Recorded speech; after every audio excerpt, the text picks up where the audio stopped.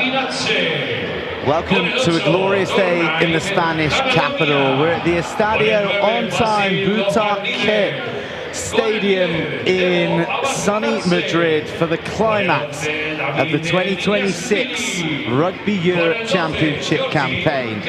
Georgia, the reigning champions, up against the would-be winners, Portugal.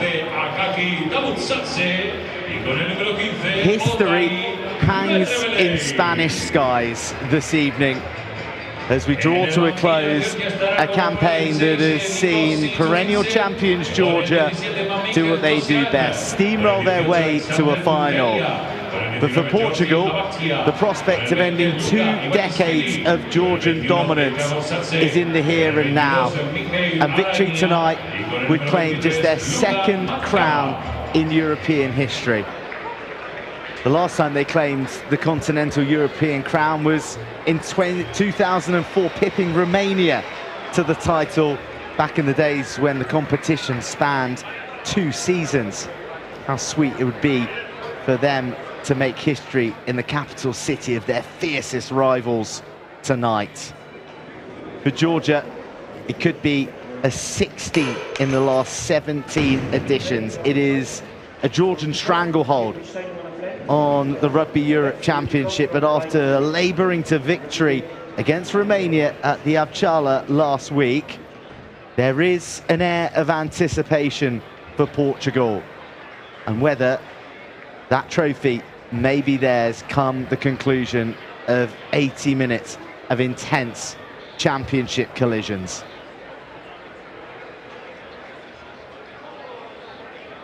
It's a repeat of the 2023-2024 finals. Georgia triumphant on both occasions, once in Spain, once in Paris. And here you can see how all the other places have fallen today. The Netherlands blowing away Germany, Belgium defeating the plucky Swiss, and Spain prevailing against 14-man Romania. Speaking of which, they were the last team that Georgia faced in the semi-final. 53-30, a scoreline that doesn't quite do the Romanians justice.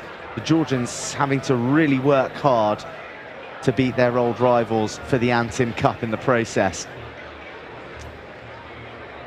For Portugal, Belgium, Germany and Romania fell in the group stages, and then it came to the Iberian derby, where all the talk was of Spain overthrowing the Iberian Peninsula dominance of Os Lobos, but they weren't having any of it. It was a comprehensive victory in the end, and they come into this semi-final settled and full of confidence.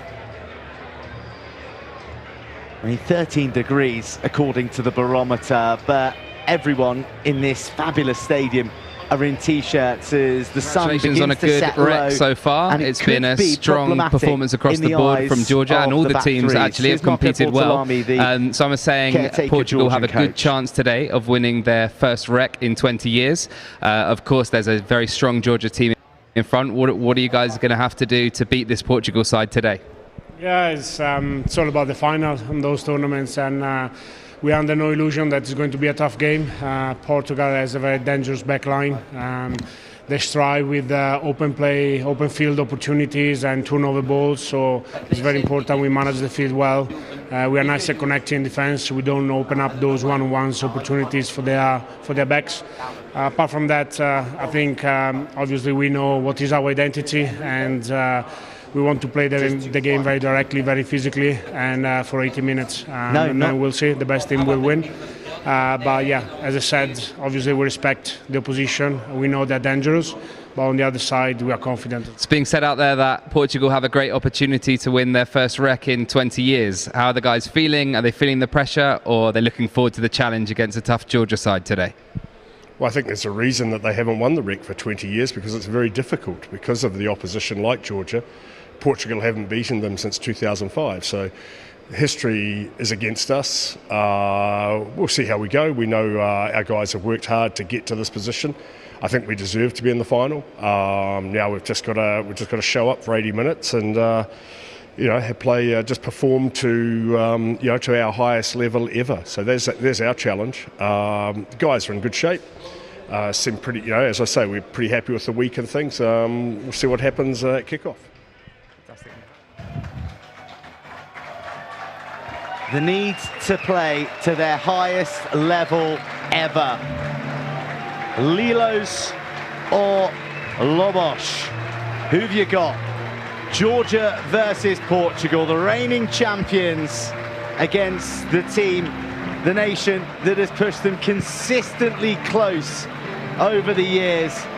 They've never hit their straps come final time in recent memory, but tantalizingly, this is just the second time these two have faced one another since their dramatic 18-all draw at the Rugby World Cup. Draws are as close as Portugal have got over the last 2 decades, 4 of them all told.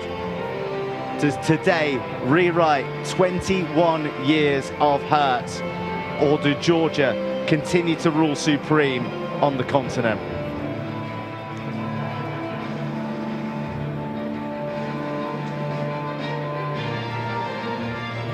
In the setting sun of the Spanish capital, Georgia and Portugal stand to attention to the national anthems. A continuación escuchamos el himno nacional de Portugal.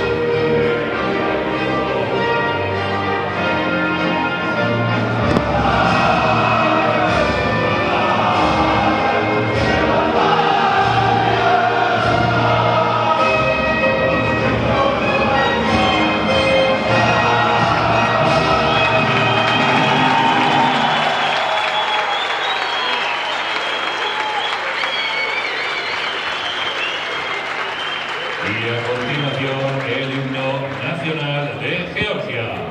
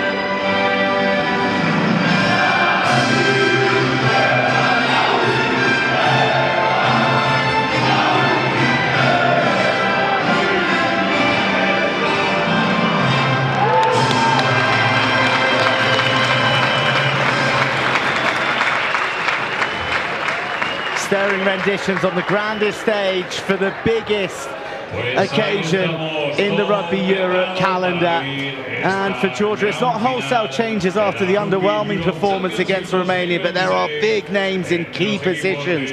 Georgia Shevlidze and Georgi Kivasladze make them centres anew. The captain continues to be Becca Saginadze, player of the match. Tornike Jalagonia is wearing 8, and Becca Gorgadze is back into the matchday 23 for the first time since the Lilos faced Japan in the autumn. For Portugal, it is exactly the same 23 that suited up against Spain in the Iberian derby for the semi-final. The only switch being that Simão Bento is wearing 23 and Manuel Cardoso Pinto takes the 11 jersey. Jeremy Rosier, the distinguished French referee, is in charge for the Rugby Europe Championship Final 2026. And already stay back. Portugal are placed under some pressure from a lengthy kickoff from the Georgians. All this talk of this potentially being Portugal's best opportunity in 2 decades to topple the Georgians will be tested to the metal today in Madrid. Oh, slammed! A double team tackle from the Portuguese to lay down a physical marker against these brutal Georgians. A big carry from Melikilidze, who put in a big shift last week against the Oaks, and then it's Saginadze. Everything that he did was purposeful too against Romania at the Avchala, but look at the press, look at the hunger from Osh Lobos, and they've turned the ball there is over. No for me because he touched the white, no problem. Hoisted up into the air. Leave it! And driven Leave back. it on the ground! Okay. And now come back here for the knock-on. Some advantage Lost to be played. And he touched the white. And we do come back for the knock-on, and it's an impressive opening defensive set from the Portuguese. And it's an opportunity to introduce my co-commentator, all-round Rugby Europe aficionado, Francisco Isaac. Joe, right thank foot you on the for mark. having me. It's a good beginning for Portugal, but it's Georgia, Balance, and like the I said in the Levels changing are room, the most fearsome side in the emerging nation scene. So 2 colossal teams that want to dictate their dominance, one through the set piece and the other through the defense. I need a hook. Francisco, all this talk about Osh Lobos and their chances. Do you believe the hype? Set! Well, I'll give 20% chance of that the hype is real. First attack of the day, launched through the Portuguese. It's boot to ball and scampering to the touchline. Rodrigo Marta showing us what he can do with the laces. We all know what he can do with the ball in his hands. He is on a remarkable try-scoring run. At least one in each of his last 7 tests with the Portuguese crest on his chest. 2 tries against Spain in the semi-final, 7 in this year's rec. All told, a marked man with 13 on his back. Georgia getting short shrift in their carries to start with. Nicolas Martins of Colomiers in on the tackle, distinctive in that orange headguard, and well, it's a contestable kick. Not sure it was meant to be quite so short, and not even the majestic Metravelli can win the lead. Smart hands taken tight to the line, and Tomasz Appleton gives it to Verreiro, who gets a little overexcited with the fizz on the pass and sends it to touch. But still, impressive play for Portugal because they want to take the game to Georgia, and all started with a smart kick from Rodrigo Marta that since he became a center, he has been unleashed to a new level of quality. Where did that decision to switch him to centre come from? It started in France, but Patrice Larski had already tested it. Well, the line out malfunctions for Georgia, so Portugal have it in their hands once more. Up she goes, and claimed she is by Tabutsadze. Shoveled, hurried offload. It was a good hunt from Cardoso Pinto, and that was an important read from Marta because it was opening up on the left edge, and Georgi Kivasladze, who broke the internet with that try against Ireland all those years ago, prompted him to be signed by Gloucester in the English Premiership. Didn't really get as good a run as he would have wished for them, but instead making a name in France in the colours of Grenoble and out. Well, Domingos Cabral looks up and he sees a blur of Georgian jerseys on his horizon, so drops to avoid the forthcoming pain. Offside, and the ball is quick for Portugal at the moment. 50-22 opportunity. 1-2 bounces and out. And Portugal have started this final super sharp and deploying all their kicking weapons. Hold. Vincenzo, just to control if it's not maneuver the Georgians around. Not for me, says Jeremy Rossier. Maybe it isn't a 50-22. It's confirmed by the TMO, and that is quite brilliant.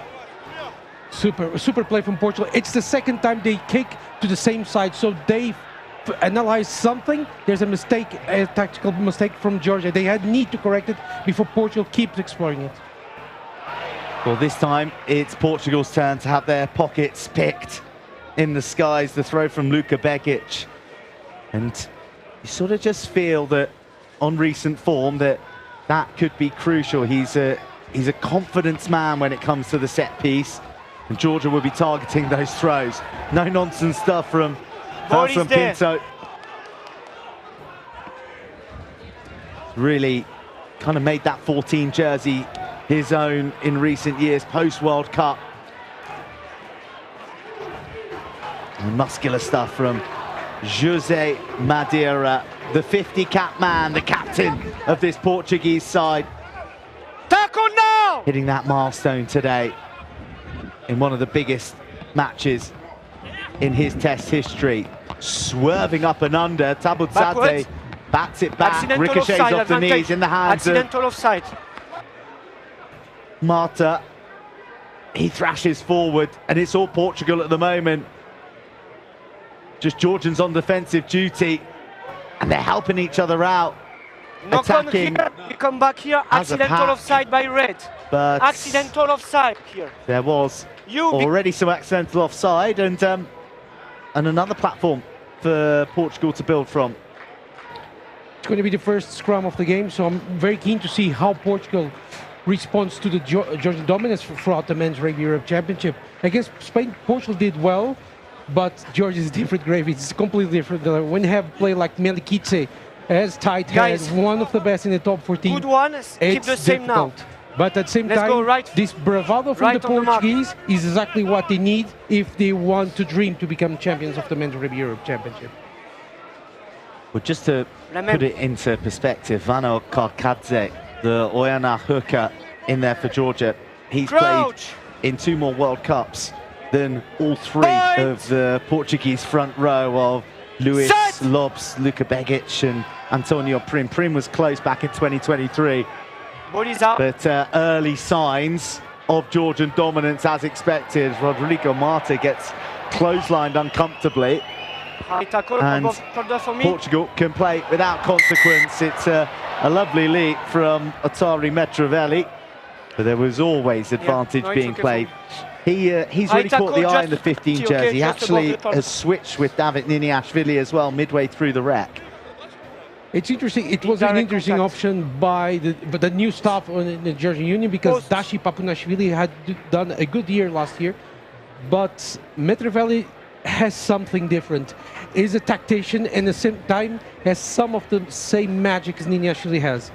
At the same time, having Niniashvili on the wing, it adds a new layer of threat for the opposition. So imagine to have to play against Akaki Tabuzade on one side, and the other is Niniashvili also waiting for the ball to get there.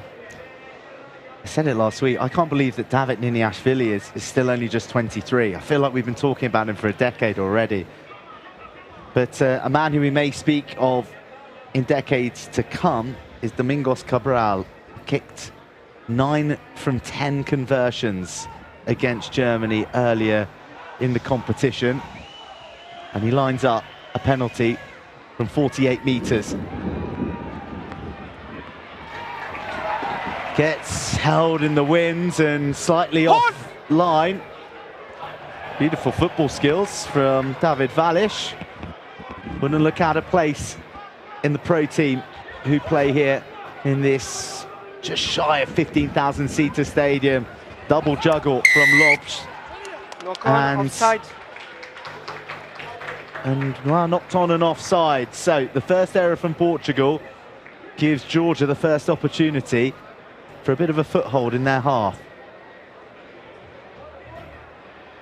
It came from a string of mistakes, because while David Wallis did well to go into the contact there, Portugal should have remained more calm and be patient, because against Georgia, don't rush things. Exactly that's what Vasil Lobshanidze is looking for the opposition to rush things and to make things unstable, something that Georgia likes and profits a lot from.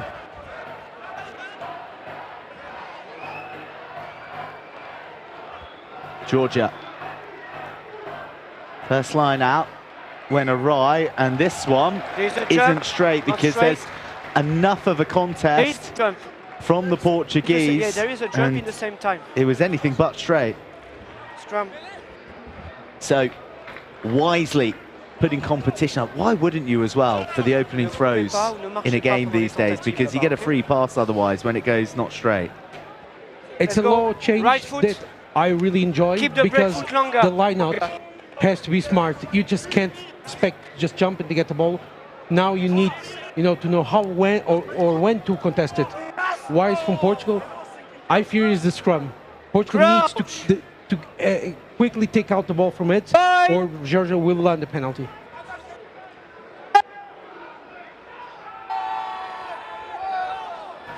The moment the ball goes in, the scrum disintegrates, and it's due to the weakness of the Portuguese.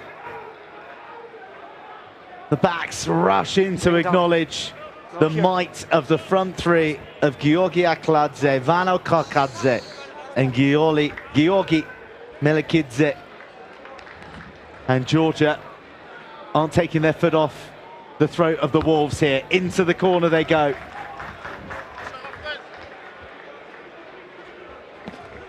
It's a champion's choice, because he could go to get the free and go back to the half, but they want to try, and that's why Georgia are the champions.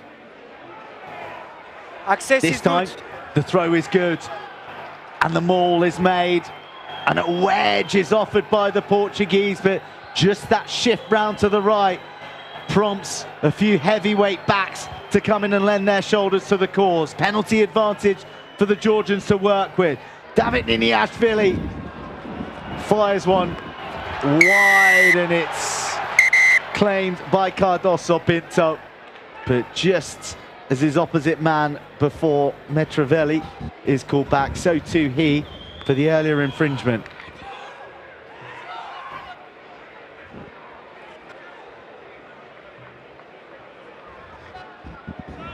The thing to look for here in Portugal is Nicolas Martin.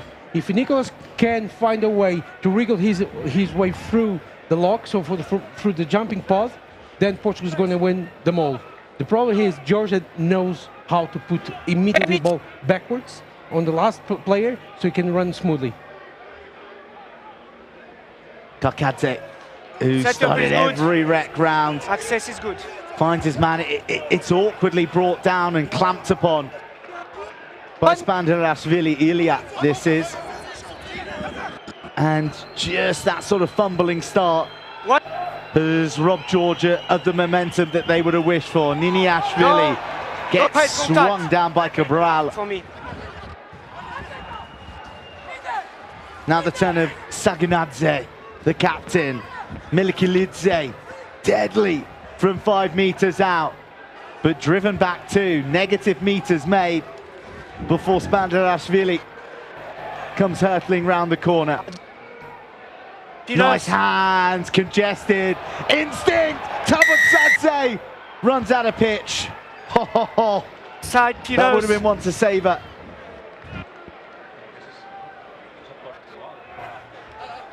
But still excellent from Portugal while in defense. Georgia is trying to go back and try new stuff. Like it's a very dangerous pass, this one. But if it clocks in well with Tabatasse, it will be a wonderful try. Monstrous men of Georgia huddle round the ball, but it slips craftily out the back to Saginadze. Now they go to the short side, but spilt in the challenge, and Portugal survives the early Georgian onslaught. What an emotional, psychological boost that'll be to the Portuguese, who find touch to the applause of this stadium here in Leganés. superb bit of defending. Excellent from Manel Ferreira and Luis Lopes. And then the ball spills. Excellent from Portugal. Like, it's not easy to defend against Georgia inside your in-goal area. Tremendous by Portugal, but Georgia is still dominating. It's not the last time that they'll have to defend like Backwards, that. The Georgians just keep coming. Scrum or 22? And Scrum well, here or 22? an unusual conclusion 22, to a line out. 22 option. And again, the footballing Time skills off. on show. That one sent into Rosette somewhat. Ball, please. And, well, they get given the option of the 22 or the scrum, and that's an early concession.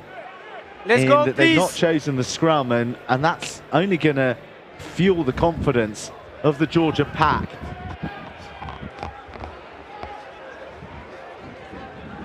No, At the same time, it was a wise decision by Portugal. If you're conceding already penalties in the scrum, avoid it. Out to the second, the third, the dangerous layer of Metravelli. There is a spark there. There just is something about him on the ball, a classiness. And a penalty. Time off, captain. Again conceded. And there's going to be a chat here. We are on 3 penalties on Euro against your team. Have a word to them, you know what can follow. So Jose Madeira, who is is now the captain of Portugal, that honour relieved of Tomas Appleton, and really the centre's probably approaching returning to his best after a bit of a post-World Cup dip, it's fair to say, but Jose Madeira charged with keeping his charges on the straight and narrow, otherwise it's going to be an early yellow card.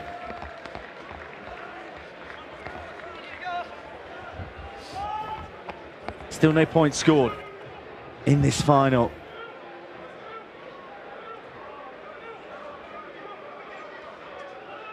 This time, Georgia go to the front. Is good.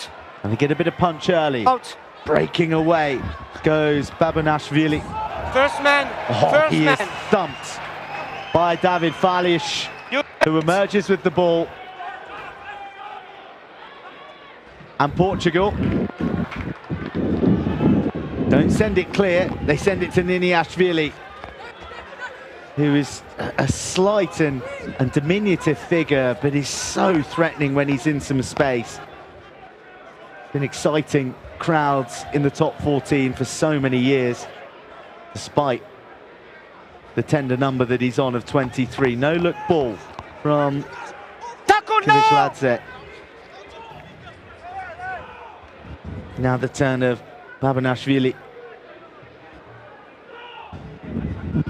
Saginadze had to reach full strength to take it, and these wraparound plays are causing Portugal some troubles. Metravelli demonstrating his strength in riding that hit.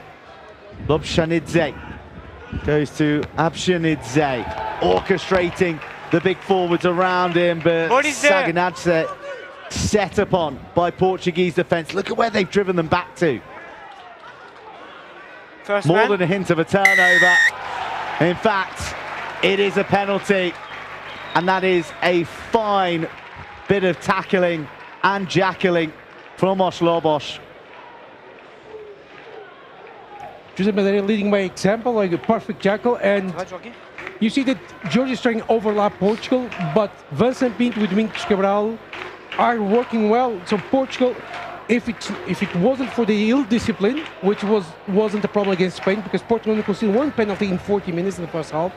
Now against Georgia already 4, so 5 with the 2 scrum penalties, sorry. It's the only area they have, to tone down, because Jeremy Rosier already warned next time it can be a yellow card. So it's something that Portugal want to avoid. But it's great from the Lobos the way they're defending. But just stopping for an injury to a Georgian player at the moment, and Francisco, you're here in your capacity as a Rugby Europe expert across the whole landscape, but as a passionate Portuguese man, how heavy does this 2 decades weigh upon the Oslobos fans and also the team as well, having not beaten Georgia since 2005? It has been a long time since then, and in the World Cup, it seemed it was going to end in Portugal's celebration, but then that last try, and well, Unsuccessful wasn't able to convert that penalty kick, but it happens. But it has been a long time coming. However, at the same time, we can't deny how brutal and fearsome the Lions have been in the last 20 years, because their growth and rise to power is, well, on merit, and it's difficult for Portugal, but Portugal is trying to get there. And that, as you said, that growth and rise to power, it's motivated the rest of the teams around the continent as well to rise to their level. At least Portugal, Spain are trying. Netherlands, Belgium, Switzerland, amazing season by Switzerland. We're losing only by 4 points in the first half against Georgia. So yeah, I agree with you, Joe. Here come Portugal, launching an attack through the midfield. And, well, throwing their own players through the gaps. Cabral spots a bit of undefended green grass, gets one bounce a second, the pass dying at the feet of Mitrovelli, who is just such a cool customer in the stormiest of Portuguese seas. Georgia rebalance themselves. They remuster their big men, and they set up an angle for Vasil Lobshanidze on his third start of the rec, to wrap his right boot round it and send it to the safety of the touchline. Very much the chosen nine in the autumn internationals. Starts against USA, Canada, Japan for Lobshanidze, and playing a lot of rugby for Oyonnax. And there are these players who are sort of, you know, they're staking claims ahead of 2027 in Australia, aren't they? Vasil Lobshanidze still has the record for the youngest player to play in the World Cup. He's a legend in the rugby world community, because he's an incredible scrum half, and he has survived so many attempts for others to rise to power. But Mihail Alania, who's on the bench, Gela Pratise, who played beautiful rugby in top 14 for a long time, but he's still there. He got a couple of tries against the Netherlands when he played, didn't he? And Lobshanidze prevails. Off the top go Portugal. And barreling into Burgundy arms goes David Falish. Intricate play, and again Rodrigo Marta is clotheslined by a lazy Georgian arm. Chachanidze, the culprit on this occasion. Cabral reaches, sends, and the hands of Antonio Prim aren't sharp enough, and it is a penalty. It's the second time that a challenge of that nature has been landed on the Portuguese marksman. And then no chat comes from Jeremy Rossier, who richly talented refereed at the Paris Olympics in sevens, tons of top 14. He was in the World Rugby Under-20 Championships in Northern Italy last summer. So I'll defer to his expertise on this.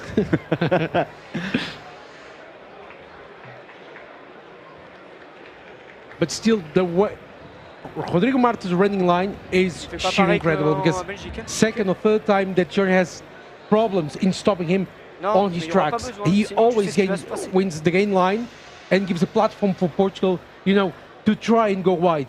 But while Portugal is defending well, but at the same time, Georgia is not conceding a single bit of space. Could this be the first point to the final? Another miss from right in front from young Domingos Cabral. And that is an early alarm bell for the young fly half and for Portugal. Use it now, please. Six points left begging in this opening quarter. That is a huge dropout. And Manuel Ferreira regathers his own kick. He'd done all the hard work, but failed to do the easy bit once he was there. He's got form, for that. That's how he scored his try against England A at Welford Road a couple of years ago when he was starting at fly half. It was the sole try on a chastening day for a young Lobos team that was a bit Lobos to the slaughter. It was a difficult game, but sometimes, like Manuel Ferreira, it helped him to believe that he had the means to go another level, and now he's in France. He actually did that as well in Krakow in the Sevens series last year when Portugal won and they booked a place to LA. You don't see an up and under very often in Sevens, but Manuel Ferreira is an expert at doing so and regathering his own kick. More penalty pain at the scrum though here for Georgia. And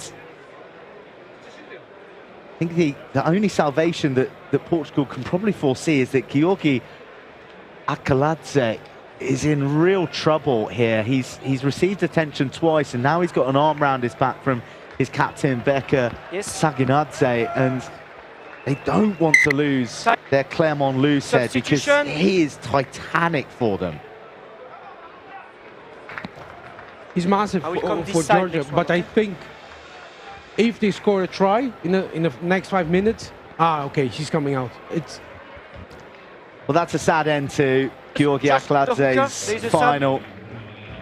I mean, he's barely ever injured. He's played 16 games this season, all competitions. He's even played against Toulon and Bayonne in the rounds in between the rec this year, but he's taken a knock that he can't shake. So Mamik Mishdoyan is onto the field. No Luca Goginava of Mont-de-Marsan, who played every rec round to this point. So a new loose head, maybe a fresh opportunity for Portugal to change the scrummaging picture. But first things first, they need to repel this driven maul from the Georgian line out. Advantage, collapsing. He's creaking through the gears. There's Portuguese carcasses in the way, tripping over the Georgians. Penalty advantage. Niniashvili skips inside one, shirks off two, bends another. Such strength from the Georgian winger. Saginadze swallowed up by two front rows. Lobs and Begic. Niniashvili again, just bandying around. And still that advantage is there. Spandirashvili makes a dent. Now it's time for the hands to do the talking. Maybe now it's time for Abshinadze to go all the way, the long way round. Collapsing him the ball. Yellow card, yes. David Valish is being sent to the sin bin. Portugal are going to navigate the next 10 minutes with 14 men. Alexandru was here. It's a well-deserved yellow card because you could see that David Wallace tried, to collapse the Georgian scrum from the side by going down. I understand Portugal wants to stop on the tracks, but it can't be like this. Or it's just not only giving possibly another opportunity to Georgia, but it's feeding them and their, idea they're at the superior side.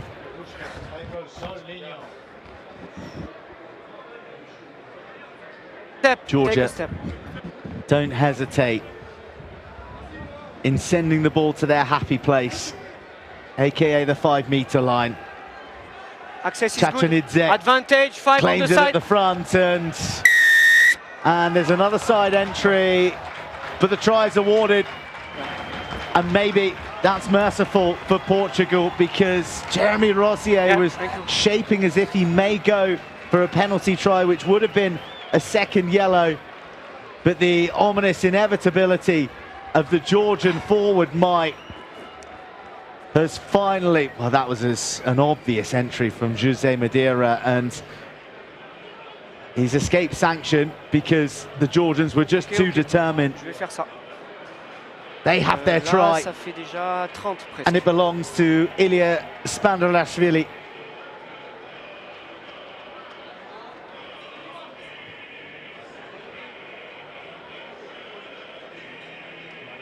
I couldn't go second one. Ouais, pas de souci. Can I have some water? Pardon, merci.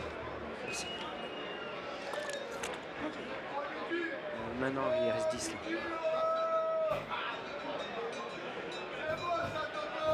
Tero Abshinadze.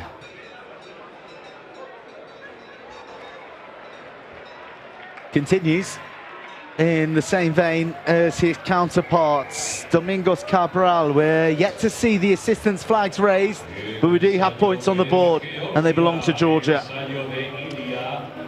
Problematic for Portugal because those 6 points were crucial for them, and you can't just, against Georgia, you can't spoil good opportunities.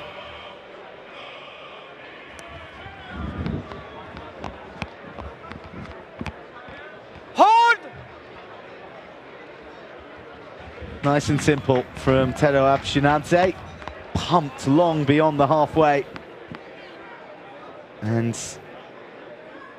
you're right, Francisco. Portugal needs to shake off the disappointment of those 2 missed penalties and find their groove again. And it's a case of trying to avoid this Georgian power as well. José. Yes, but at the same time, Jeremy Rosier has already figured out Portugal in what he's trying to do as a counter-maul, and that's problematic for the Lobos. High hanging kick underneath Tabutsadze, who panics when it's in his hands. Oh, man and ball then caught in the Georgian 22. Huge hit and read from Anson Pinto, but again, the urgency of the Georgians to resource the ruck sees them preserve possession. Big hard shoulders being launched at the maroon jerseys. That one belonging to Luka Begic. But Vasil Lobshinidze sends it to Manuel Verreiro. Just a bit more of a dink on this occasion. Waits for Lobshinidze to return to Mother Earth and then whacks him.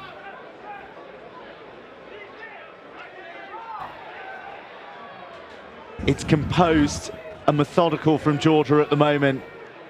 Few thrills and spills, but doing everything that they need to do. Lobshinidze has come off slightly worse for wear from that challenge.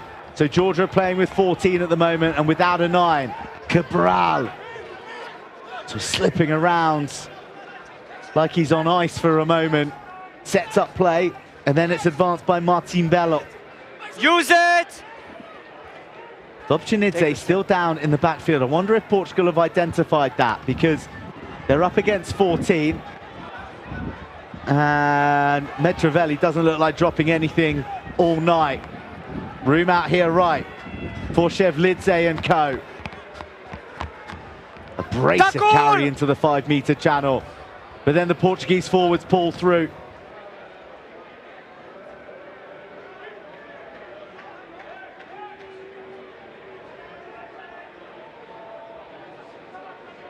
Slower ball. Lobshinidze reinstated to the base. And he drops his kick on Vincent Pinto. Verreiro tries again. It's a kick to nothing in all truth. Metravelli links up with Niniashvili, who's full of running, isn't he? Those long, graceful strides. Pinched at the bottom of the breakdown. And Camacho feeds Martin. But it's a forward pass. We come back for another knock-on. And, well, we're back to where we started. But Georgians paying the price for the physicality of the Portuguese at the moment. More attention being administered to Vasil Lobshinidze. Let's go, guys! Let's go! Well, Portugal is hammering down when it concerns to their defense. To strong tackles, but at the same time, Manuel Verreiro went a bit off script here with that short kick. It almost fueled a run from Niniashvili. Could have been very dangerous for Portugal. I think both sides are at almost the same level. What are we doing? The main point of difference, or the 2 main points of difference, is the scrum, which is helping getting Georgia to Portugal's 22 and the maul drive.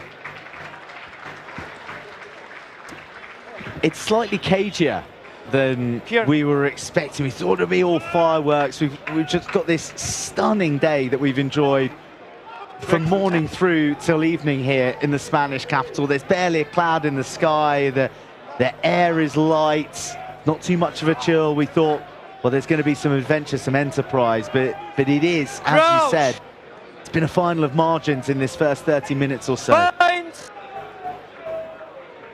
Still, a great first half for those who like a very physical game. Stability for the Portuguese scrum. Marta, spin from Verreiro, and lightning quick ball. And now a chance for Cardoso Pinto to do his thing. Gets the room shut down immediately.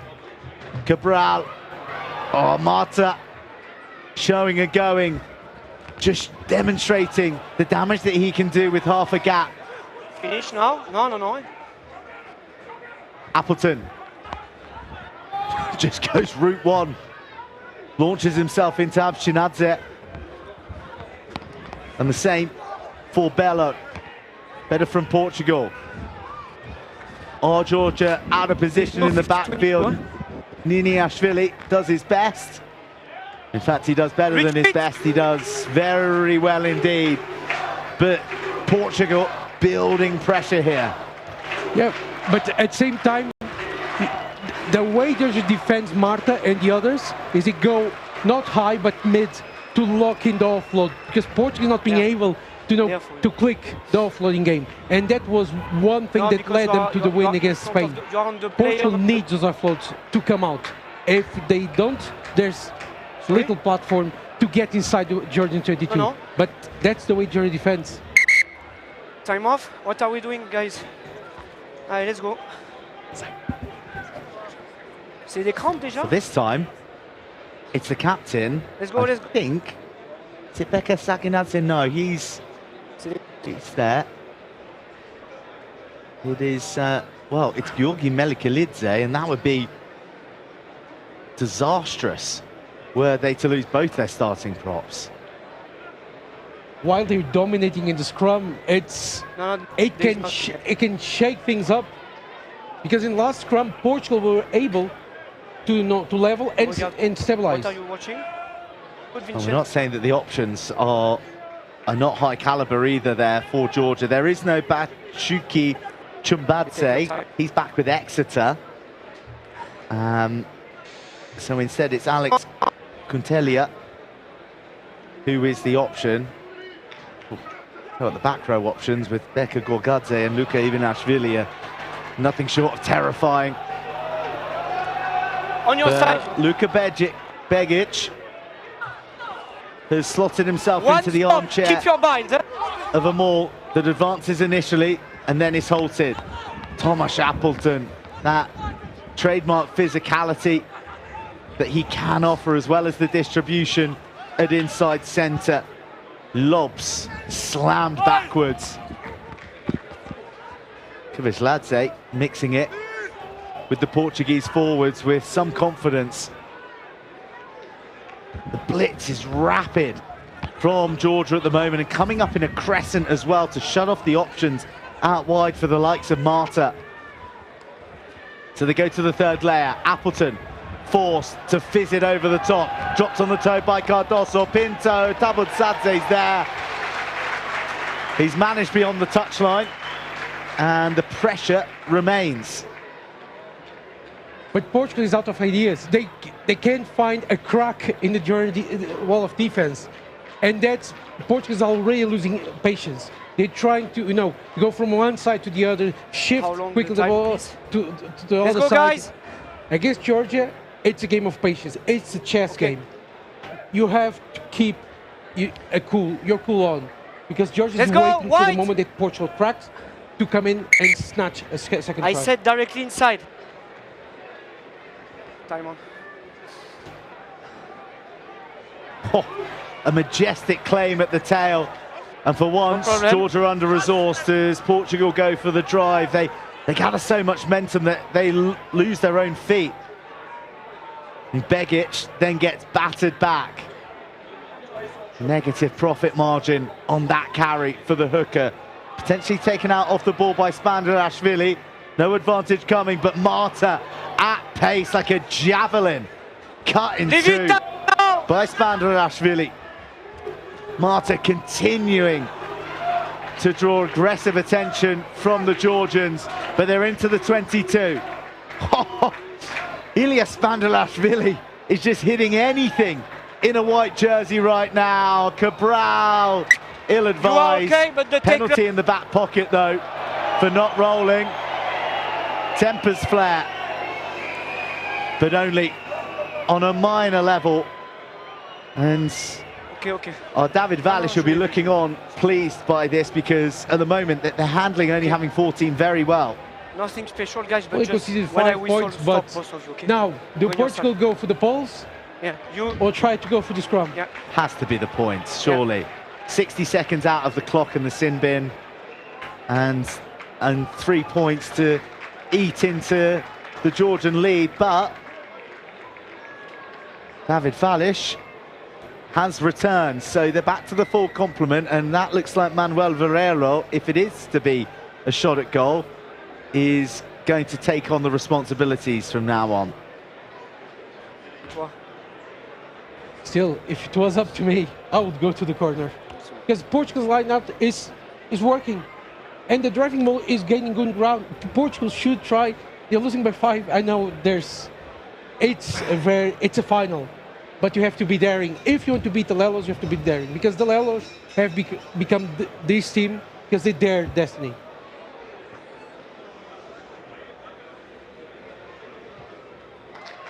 Portugal are on the board.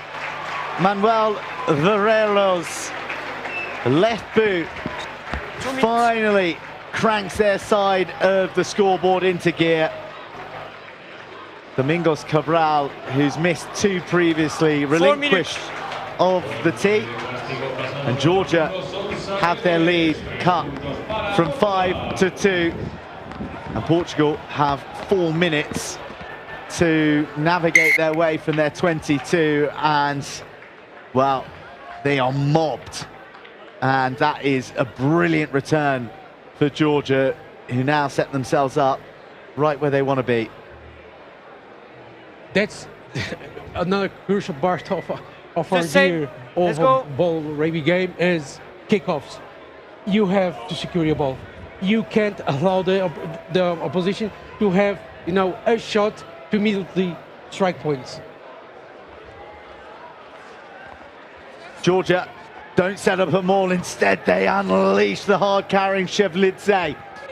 Lightning quick ball and the hurtling frame of a forward coming round with intent.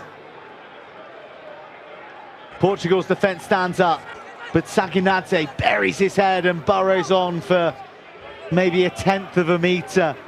But every centimetre counts for these Georgians when they're so close to the line. Jalagonia looming large, doesn't receive it instead.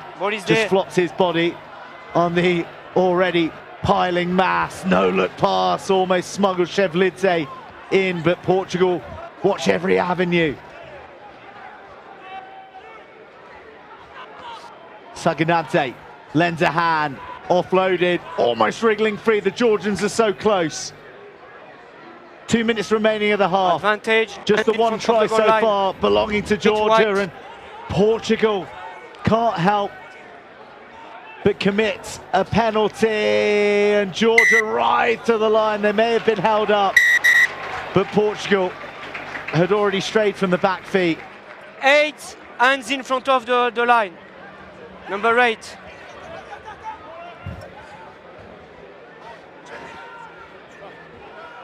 What are we doing? Tap Scrum? and go. Scrum. Oh, scrum. I never knew how expansive you were as a tactical mind. There's no pragmatism in your bones, is there, Francisco? We live in modern times. We have to opt to do something out of the ordinary, so to catch the opposition by surprise. Like in 2022, when Portugal was at 2023, before the World Cup, when Portugal was at their height, Georgia made an unexpected performance in Badajoz in terms of gameplay-wise. Points! The front rows stand up. You do that once, not twice, okay? It's not your job to do that, it's my job. With 45 seconds remaining on the match clock, it's increasingly looking like it'll be the final play of the half. Provided that there are no penalties from this point. Not on the factors. Let's go, yeah. Here.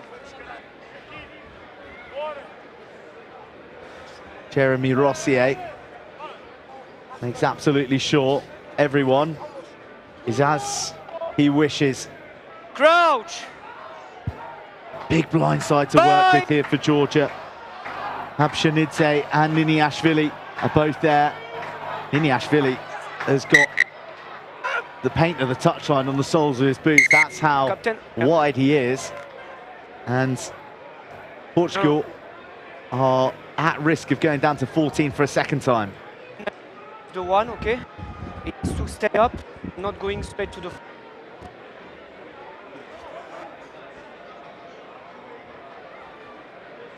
Three penalties, no more. Portugal's head is conceding too much pressure, so he's trying to, you know, to lock in the opposition tight head from trying to do a push when the ball is fed. Time is over after. Jeremy Rosier has put that from the start. Luis Lopes, 22 years old, Antonio Prim, 23, Begic, 25. Been no real natural successor to Chico Fernandez on the loose head side since he stepped away from the game. You could argue that Diogo Hassa Ferreira may be the stronger, more experienced option on the tight head. He's on the bench for the latter stages of the game, and the ball doesn't even get an opportunity to come in, and Portugal are frustrated, but more damning for them. So too is Jeremy Rosier, and for the second time this half, going to the floor. Portugal are reduced to 14. Luis Lopes given his marching orders, and Portugal have to make an immediate replacement here. So they have a full front row. Cody Thomas, the South African-born prop. He can play both sides. Number mother. 7 out. Am I right in saying Cody Thomas? No, il va playing for Grenoble. Bit of time for Rouen and Brive back in the day, but you can play all the Pro de Deux you like. Nothing really quite compares to life at the coalface with the Georgians staring at you.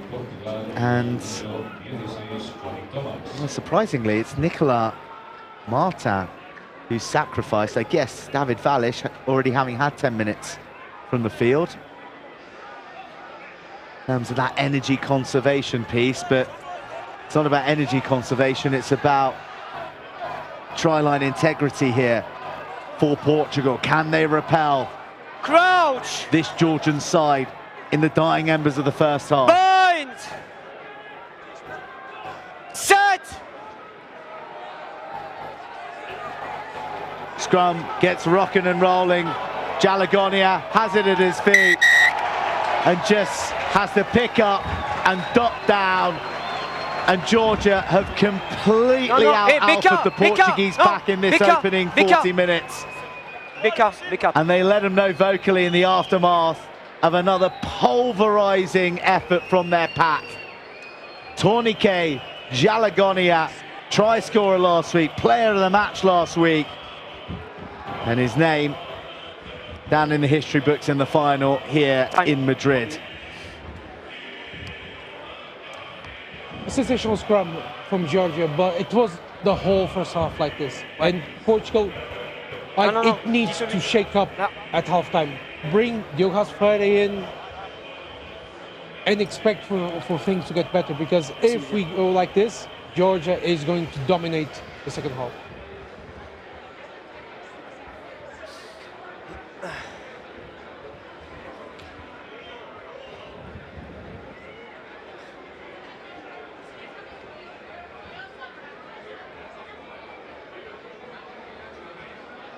Pedro Abshinadze, unsuccessful in his first attempt.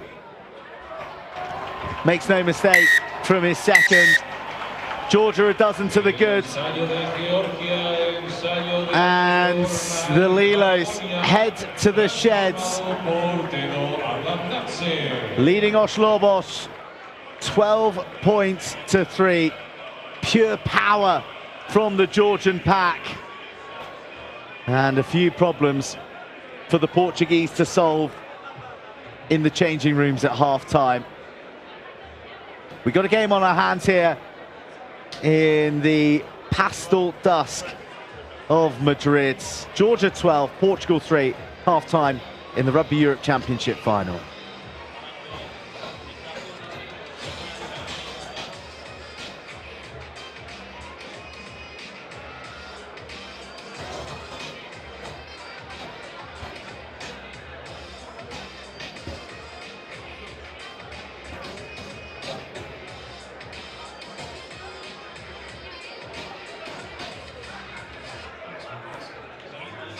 Yeah, not much to take from those stats really, other than what the tries represent.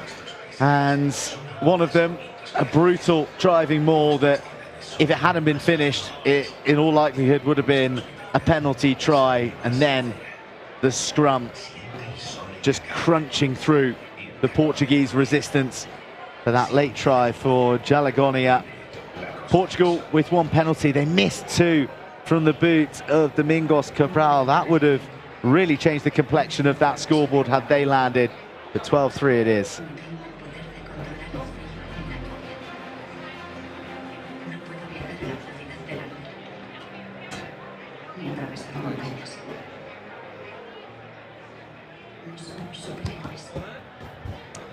Well, this is the tale of the tape, Francisco. You know, how do you sum up that first half? You're starting with Georgia, who they have, we've talked about their power a lot, but there has been some enterprising rugby from them as well.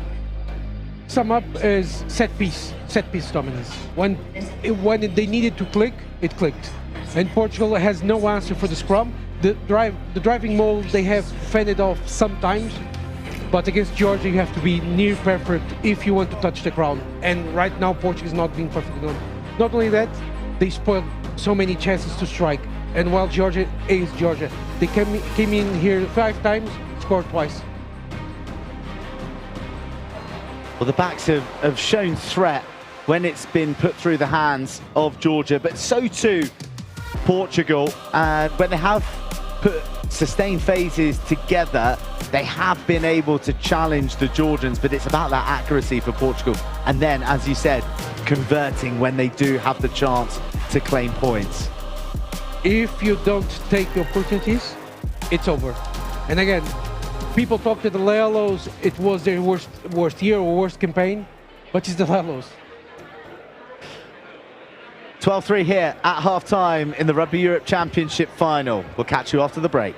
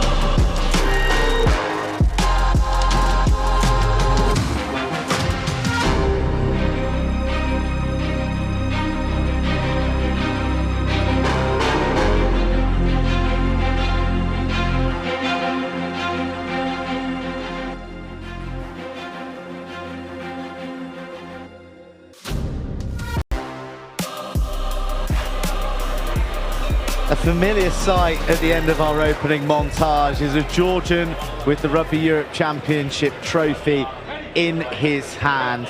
And at the moment, after the first half here against Portugal, it looks like it may continue in that vein. Netherlands, Belgium, Spain, all victorious. On the away side of the board there as we look, will Portugal continue in the same fortune?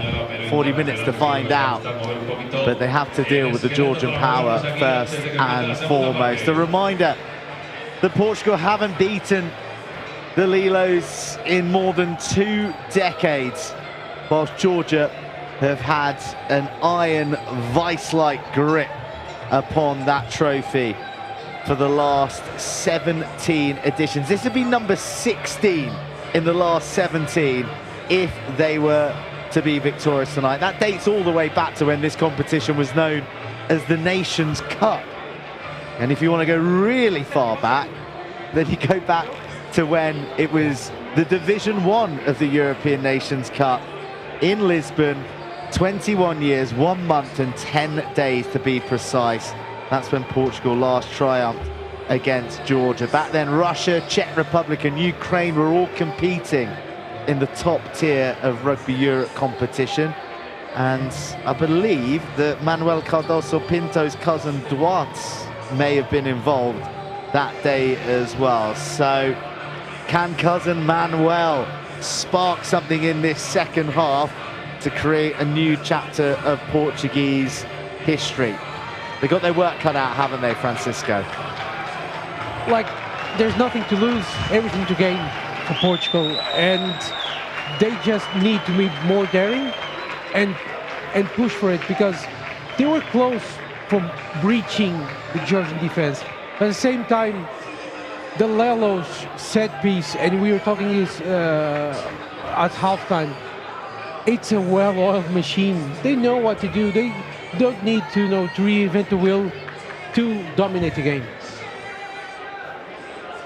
Georgia, in many ways, over the last number of years, have taken it not for granted, not as a given, but certainly they would expect to be claiming this title year on year. They see this as a building block for their broader ambitions. But this is a period of real transition for Georgian rugby. They were so disappointed with the outcomes of the 2023 World Cup. They had 2 years under the stewardship of Richard Cockrell, with which the big wigs at Georgian rugby didn't seem overly delighted with, and parted ways at the back end of last year. So we got Marco Bortolami at the temporary helm, and he is only there until July, when the Pro D2 season finishes for Brive, and Pierre-Henri Bronckham takes the reins to become just the second Frenchman to lead the Lilos, the first being Claude Aurel,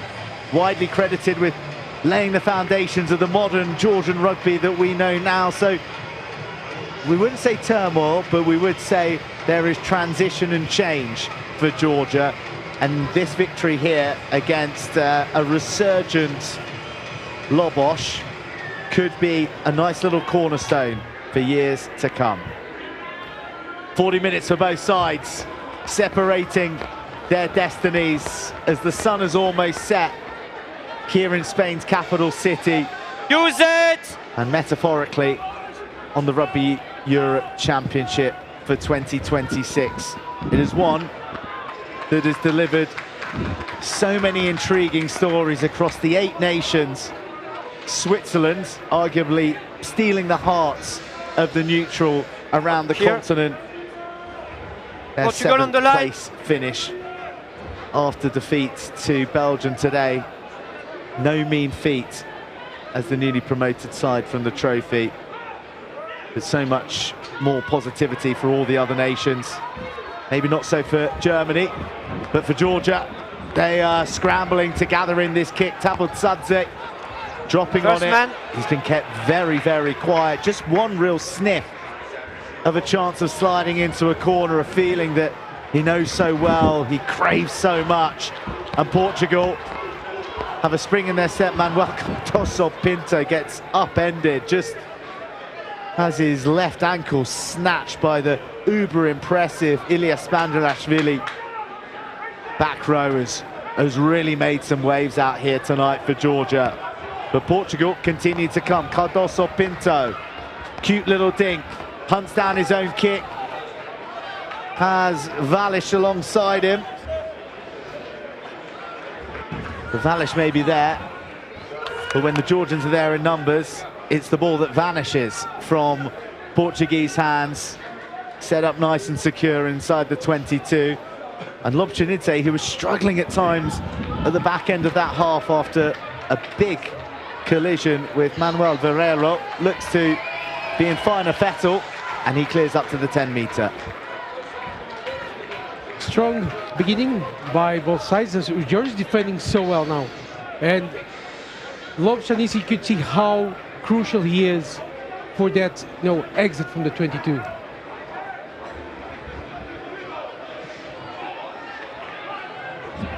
Cabral demands the ball. Appleton is the option. On the shoulder. Not on... Wow. Is a judge to have been caught on the shoulder. That looked questionably high. But Jeremy Rossier a lot closer to the action than us. You could see Appleton appealing, screaming for the call, and he gets shut down again. Back into their half. Portugal have been pressed, and this time it's Tornike Jalagonia who's landing the hit. Appleton, no other option but to send a tricky, tumbling grubber. Did he touch it, Vivien? It's dealt with by Mitrovelli. A question as to whether it was touched. Filmed it.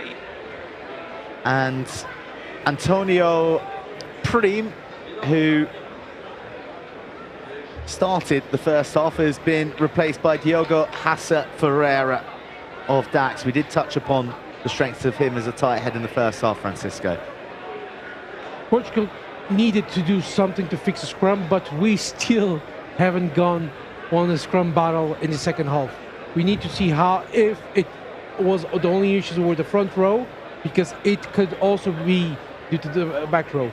Well, Portugal for Portuguese ball. Thank you, Vivien. But you see that Georgia is winning the collision game right now. Okay. Time on, let's go. Yeah, let's go.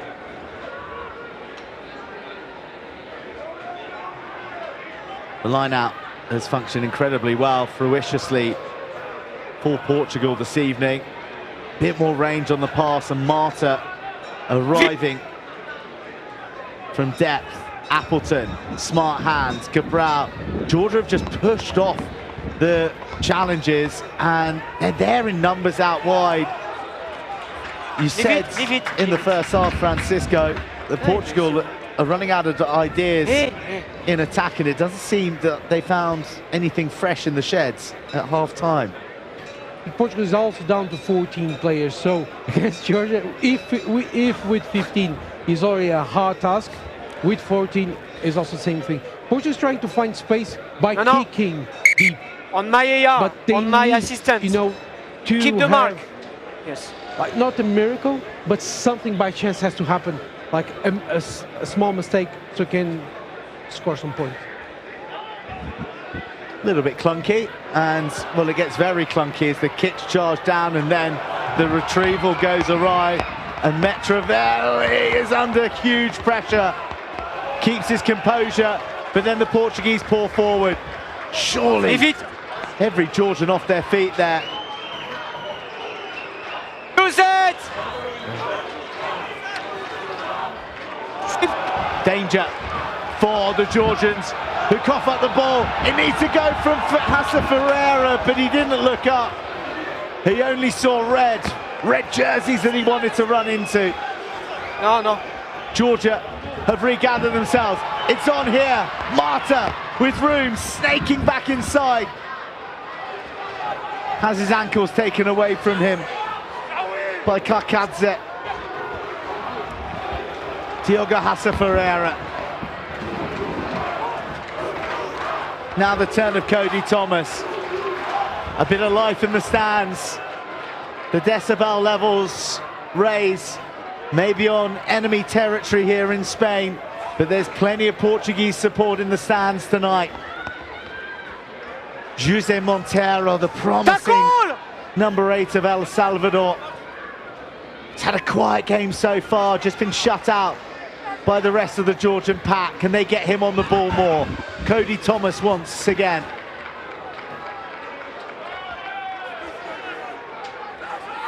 Hardly any Portuguese players available to attack. They're being sucked into this breakdown that is being fought for so ferociously by the Georgians.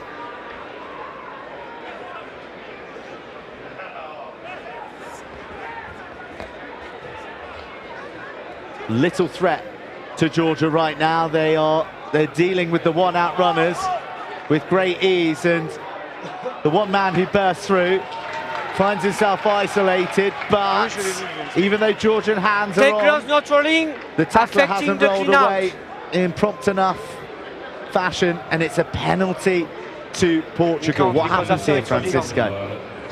Tackler not rolling away, affecting the clean out. It's a tough question, Joe, because Portugal is losing the collision battle against Georgia. There's no other way to say it. Portugal is doing well to hold the ball possession, but it's not enough, to break through. So, do they opt to go to the line-out, or they go and score 3 additional points, get the ball back? They need to secure it to try and chase a try, because they need Nicolas Martin back on the pitch. You've changed your tune since the first half, Francisco. Pragmatic. You have to be pragmatic. So I'm learning from you. The old Francisco would have tapped and beaten 15 men. But sensibly, Portugal have gone to the tee. They've gone to Barreiro. He doubles down on his effort from the first half. And Portugal close the gap to 1 score. 6 the difference as Georgia lead Portugal 12-6.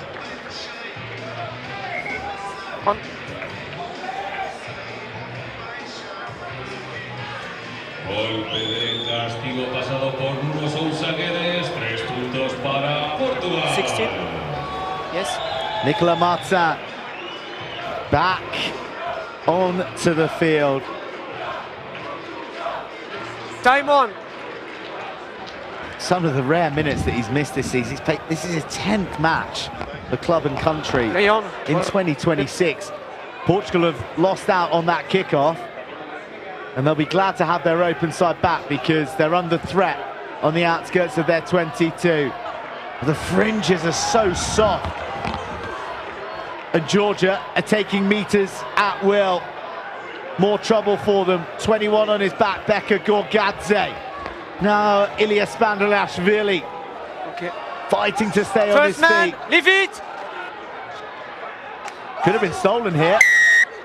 First infringement, holding on.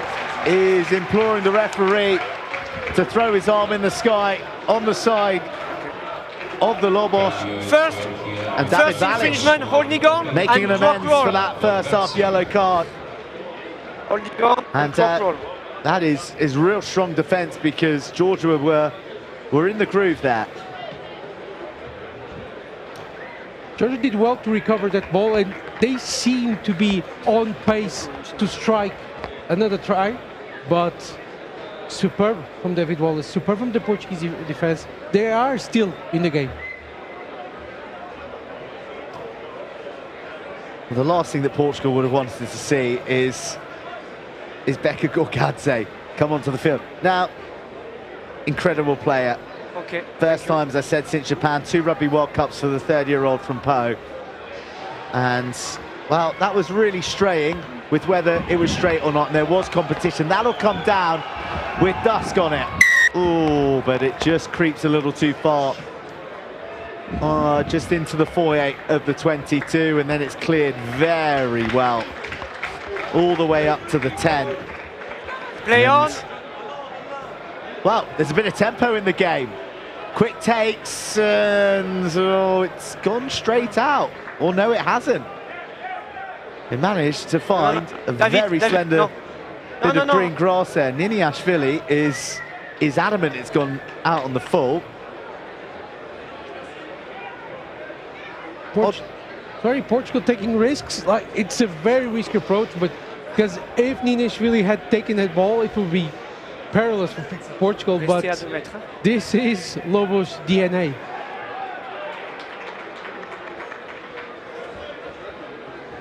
Use it!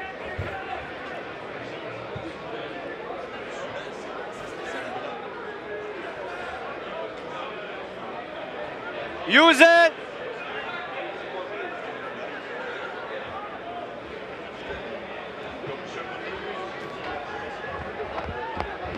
Another out on the full set. Errors creeping in to this Georgian performance, and it is just feeding that little seed called hope within the Portuguese. It's beginning to germinate within them. And it's Cabral, of all people, who crowbarred that ball free. Great atmosphere in here. Been a great atmosphere across the city this split stadium finals day. Pinto hops and skips and just has a handful of Tabutsadze, stopping him from advancing further. Diogo Hassa Ferreira sees it slip from his grip. Ferrero, Marta attracts the attentions of three Georgian defenders. Gives the Portuguese backline time to reset. Awkward ball from Martin Bello. Oh, but it's a neck roll. Neck. From Diogo Hassa Ferreira. And bit of a soft penalty for Georgia in a key part of the field, because penalties here equal 22 entries more often than not. So now for Georgia, they go through my pragmatic way and get the free, just control Vincenzo, or they there is something ask for a scrum, right, which would be very strange decision. But as they were dominating in the scrum, if they land another penalty and start, pulverizing in the Portuguese front row, may be enough, to quell that seed of hope that you're speaking of.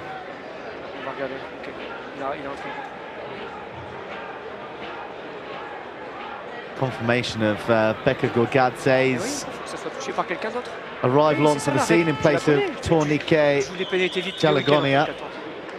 Should say that Pekka Gorgadze has come at the expense of Mikhail Shioishvili, the Georgian under-20s captain who scored on debut against Romania last week. A name for the future. But a TMOing of an incident here. Who 17 is the potential problem? 17. Now, I'm not sure if Portugal have a 17 on the field at the moment.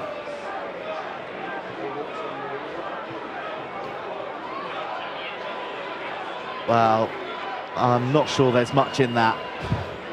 That's Mamik Mushdoyan. I think the Portuguese player's run into him, hasn't he?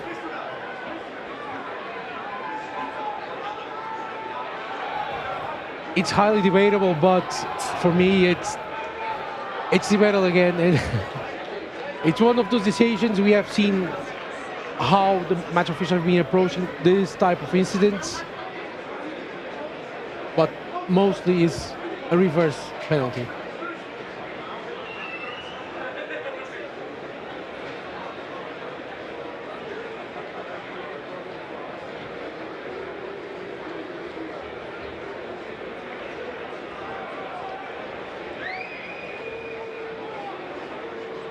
It's a lengthy discussion.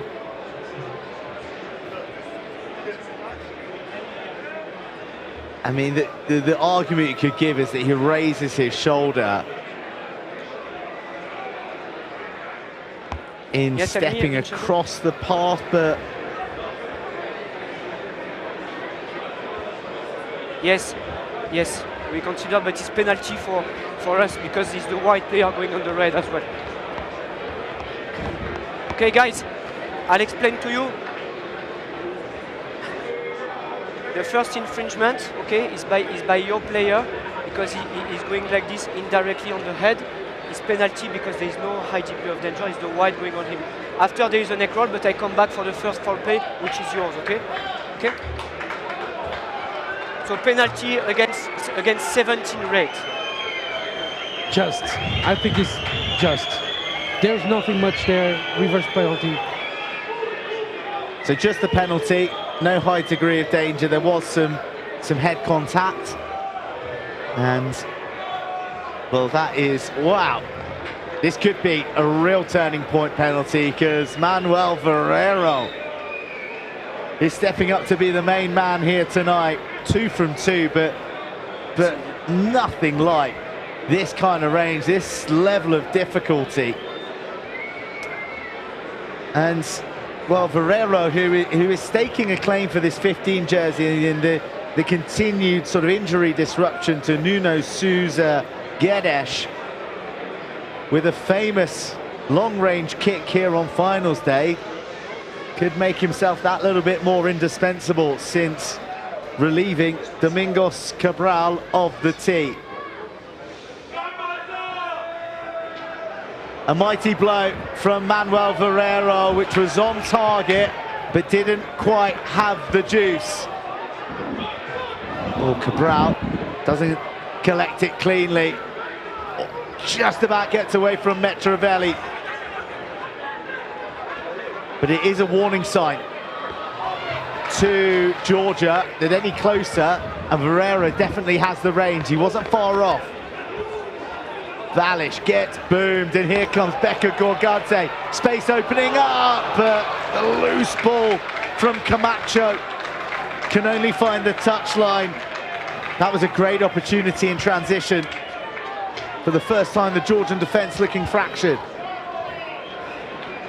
At the same time, Hugo Camacho went off. Let's go. Let's go. Rodrigo Marta was next to him. What happened? It would have been a better option because Tasso was on the wing waiting for the ball. If there's an interception at this moment of the game, I think there's no coming back for Portugal. Okay. Okay.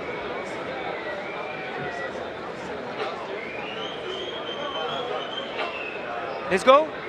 Thank you. Plenty of menace. Sat down on that bench for Georgia. 2 wide.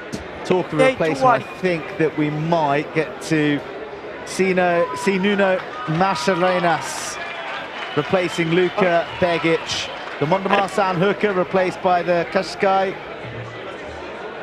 hooker. Okay. Try against Germany earlier in the competition, and someone who has enjoyed a lot of success through the Portuguese age grade pathways. The 18s and 20s captain, played in the World Rugby Trophy. So another young name for the future. But it's not about the future right now. It's about the present. It's about this next 25 minutes of finals rugby. 6 points in the game. Tabuzadze just hanging his palm to bat it back. It will find Georgian hands after a kick. Nashvadze picks out Cardoso Pinto, who's looked so assured under all the high balls that have been sent his way. Cabral, he goes to the sky. Similar tactical kicking footprints tonight. Niniashvili only needs a quarter of a hole. We saw that against Romania last week. Georgia were looking stodgy in attack until Niniashvili just grasped it by the nettle. Oh.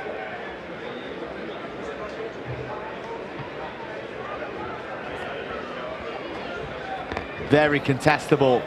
Spilt forward, collected by Spandarashvili. And Portugal, just as it may have been on once more, their hands let them down, and it's all getting a little messy out there, isn't it, Francisco? Yeah, at the same time, first scrum of the second half. 16 minutes in. Incredible. Let's see. It's an entirely new front row now for Portugal. Cody Thomas, Nuno Macharenas and Diogo Hassa Ferreira. As for Georgia, Nano Korkadze remains, so too Georgi Melikilidze. Respect. But it is Mamik Mashdoyan who is the only non-starter. Crouch! Bind! Sight!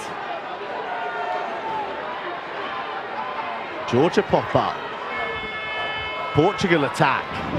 Ferreiro goes to the 50-22 and that is a kick of pure majesty. Yes.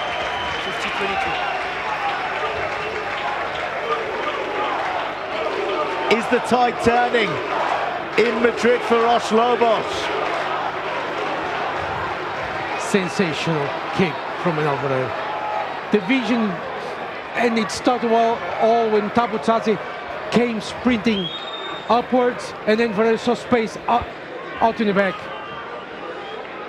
And the bounce, well, incredible from Alvarez.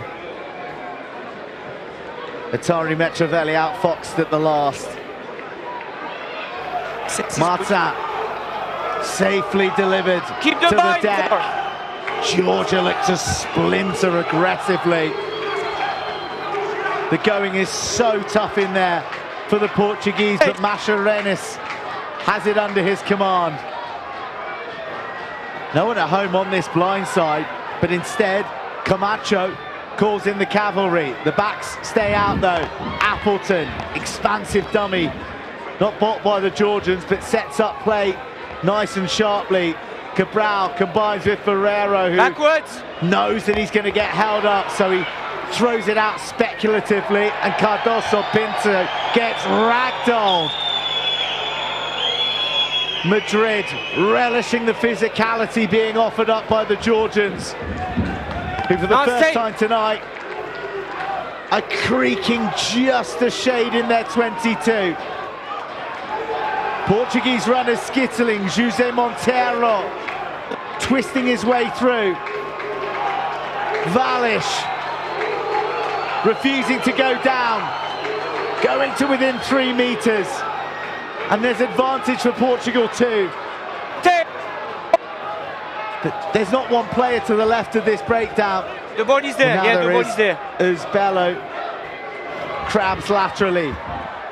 Cabral, Ferreiro, fast hands, Pinto slings it free from the touchline.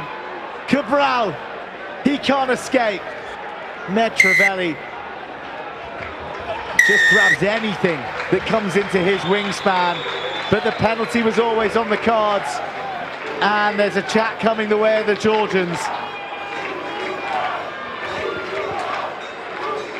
There's been 2 infringements in a row here, and especially the last one with the takeoff not running. Have a word with your team. Get the free, and we have a 3-point game. Or they daren't go through the top. All good for you? Hugo Camar seemed ready for the top.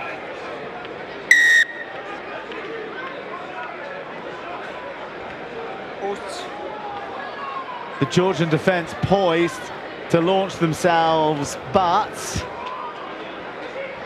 they can stand down. The ball tossed to Manuel Ferreiro. This is old school test match rugby right here.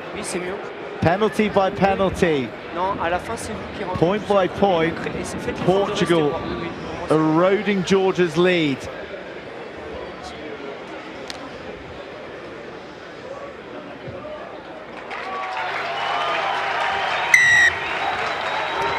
Georgia 12, Portugal 9. Time off, yes. Less than a quarter to go. And we got a 3-point game in the final.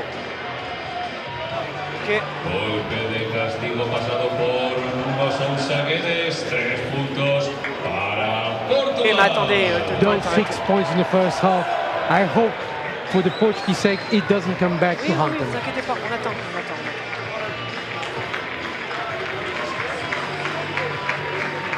We're not kicking off yet because there is a Portuguese player receiving attention in the backfield of Georgia. Young hearts and minds being captured on this finals festival this weekend. Will she be able to say in another 20 years' time, I was there?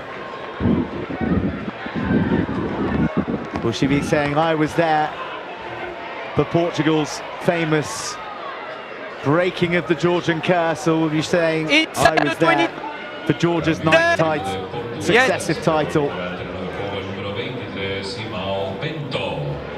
In front now!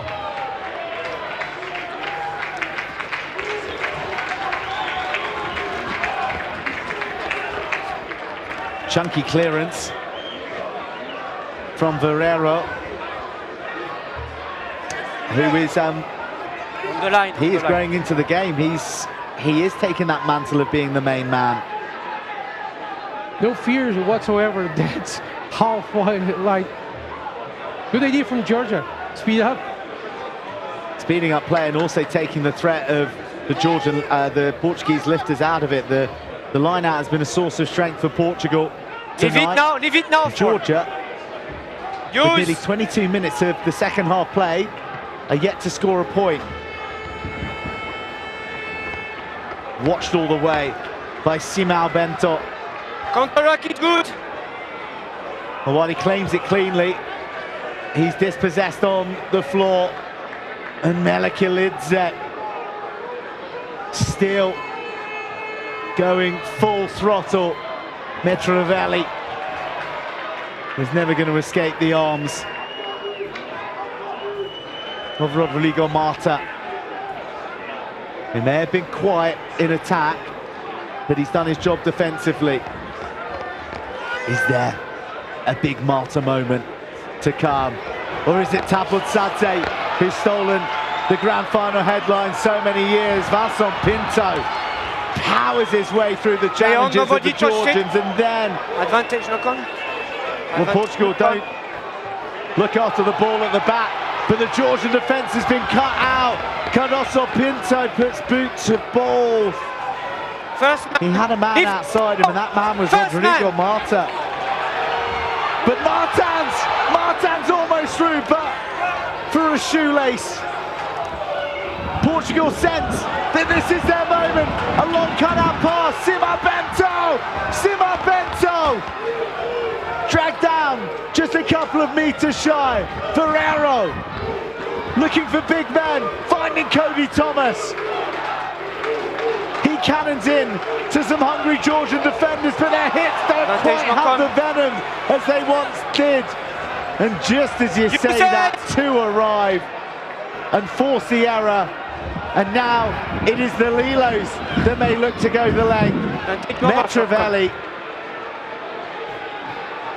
finds space, ball not dead. Verreiro can only run it out. And that is an immense defensive moment for Georgia, not only to repel Portugal, but they'll have the throw in 40 meters from the Portuguese line now in return. 3 and 5. Insane moment of the game. Both teams want to, you see, Georgia as well wants to play with the ball in hand. We have such a good final at your hands. Portugal was so close, they just needed to be more disciplined. Go ahead. They were just inches from the try line. 4. It's a final that somewhat spluttered in the first 40 minutes. 4 and 12. We were still engaged enthusiastically, but it has come to life now.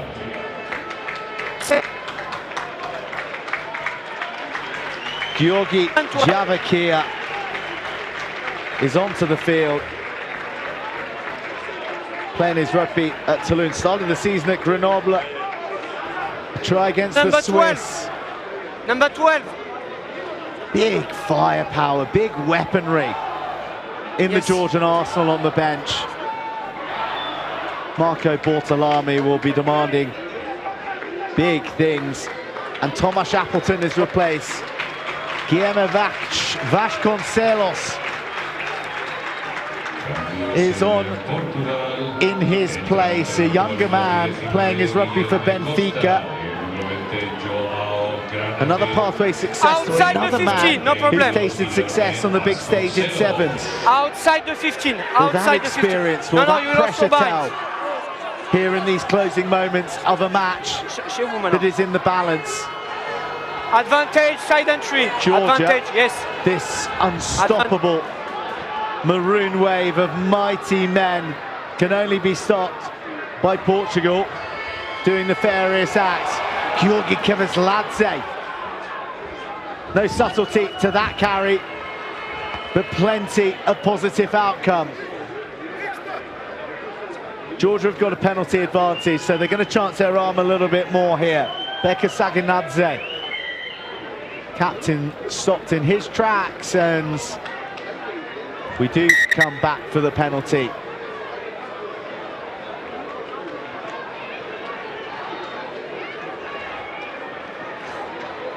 As ever, the driving maul for Georgia works like the scrum. It's a great platform to anchor them deep in the positions half. Let's go. They're going for the corner, Joe. Not for the goalpost, they're going for the corner. Well, how about that? They're sending a message to the Portuguese. We want to see you off, and we want to do it now.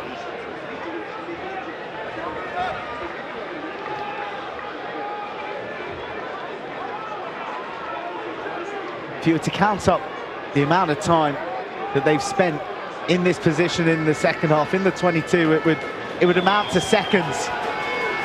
But there's something about these Georgians that they make every second count.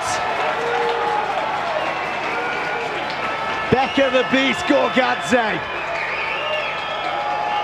back in Georgian drapes and back leading his team to championships. Just Vincenzo control, but for me it's the white who pulled the red player in front at the end. Great from Georgia. The maul was cracking up, and Beka Gorgadze saw his opportunity, and he took it. At the end, if red, not for the injuries, Gorgadze would be set to be a centurion for Georgia. Such a great enforcer for them. Once he'd broken through the heart, there was only going to be one outcome. For the mighty man. On that, but I'm okay. 30 years old, you feel he's coming into those prime back row years. 15. I mean, he's been pretty prime for all of his career. But he might just go a cut above as Georgia build to that World Cup in Australia. Crumbs of comfort for Portugal. Perfect. Is the Metrovelli sees his... Sorry. Abshanidze sees his conversion, cannon off the upright. So it's just the 5 points. But it is an 8-point cushion, 2-score game. Plenty of time, plenty of twists and turns to come. Martins risks going a touch high. Tackle now! And his captain, Jose Madeira, is equally confrontational. Is that the settling score for Georgia? Oh, Robchanidze gets right under that. Sliced short, and yes, someone was on the same wavelength as Camacho 6 there. and 9 red. Throw the The players, 5-meter please. channel was Send me the players. pretty well undefended. Same time this Georgian try, it seems it deflated the Portuguese, momentum, because the game is almost on the final 10 minutes, and it's a very steep climb from here to the end. Camacho and Cardoso Pinto get in one another's way. It was all from the pressure exerted from the line out from Georgia. And Lobshanidze's race is run. Michele Alania is on in his place. A dozen minutes for the Vans scrum half to make his impact.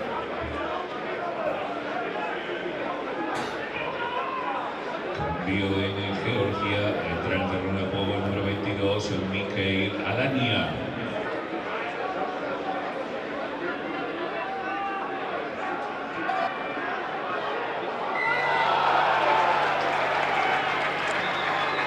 Penalty for the Portuguese. 18 going inside. The scrum was only travelling in one direction, going but inside. It was because newly installed Alex Kuntiela I told you before, stay straight, crossing directly there. And Portugal are persisting with this tactic. Their mantra is, we get inside a score and then we roll the dice. If they're within 7, they're in the match. Ferreiro, lot depends on this kick. Same time, super scrum for Portugal. Yes. But that's what you get when you put the most experienced props on the pitch.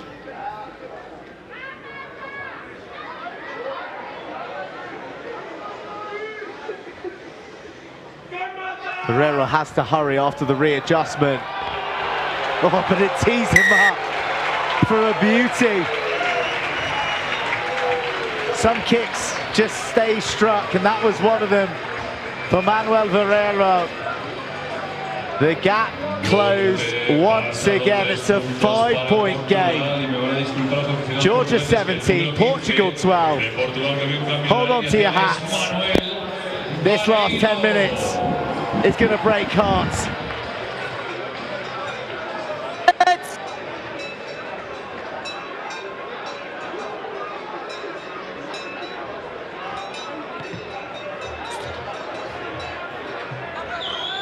Ferreiro lands it in the hands of Mitrovelli, who goes after his own effort, and he takes out Ferreiro in the skies, and Mitrovelli is sent to the bin, and Georgia have to see off the remainder of this game with 14 on the field. No, clearly. Head in hands for the young fullback, who's left his team in a pickle for the final throws of this nerve-jangling final.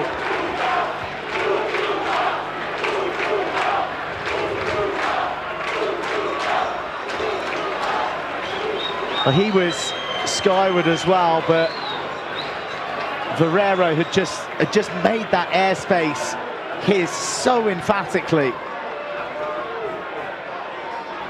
Martins off the top. Slight timing slightly off, but it's still a brilliant carry from Vasconcelos. More dents being made by Portuguese runners. They're beginning to pierce this stubborn maroon wall of Georgian resistance. Jersey's dragged along for the right, ripped off the left, Vasson Pinto in for one of the most famous tries potentially in Portuguese history. Jen on the side, in touch with Sebastian.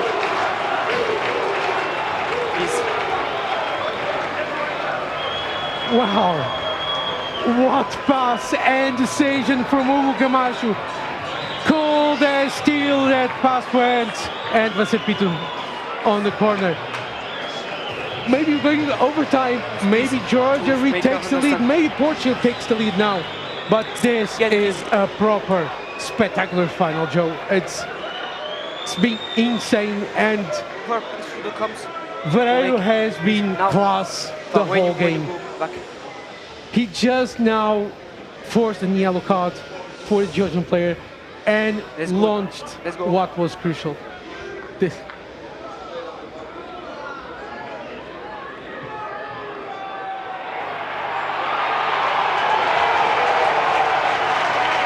Manuel, the man, Verrero, comes to the fore for Oslobos on a seismic night in Spain. How long, please? Georgia 17, Portugal 19. Oslobos, 6 minutes from history.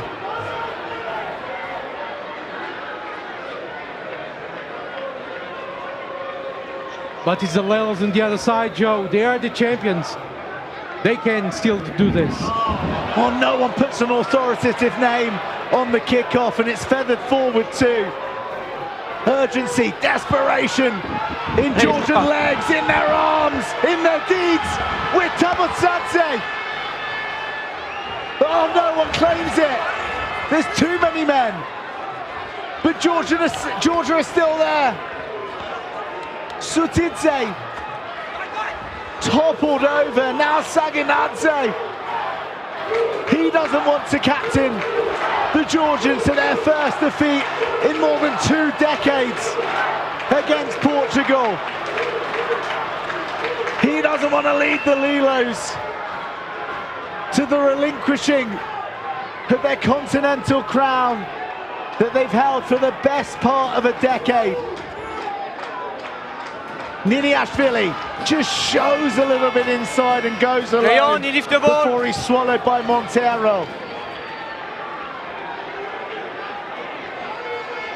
Brave Portuguese defenders hurl their bodies at the mighty men of Georgia. Luka Ianishvili, another bundle of energy and muscle. Deployed from the bench and lost forward.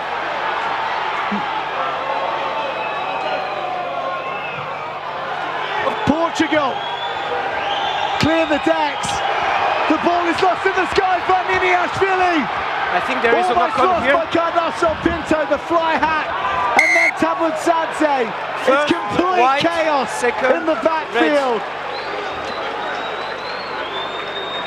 Bodies strewn around the pitch as they desperately try to pump oxygen into lungs that have given everything all night.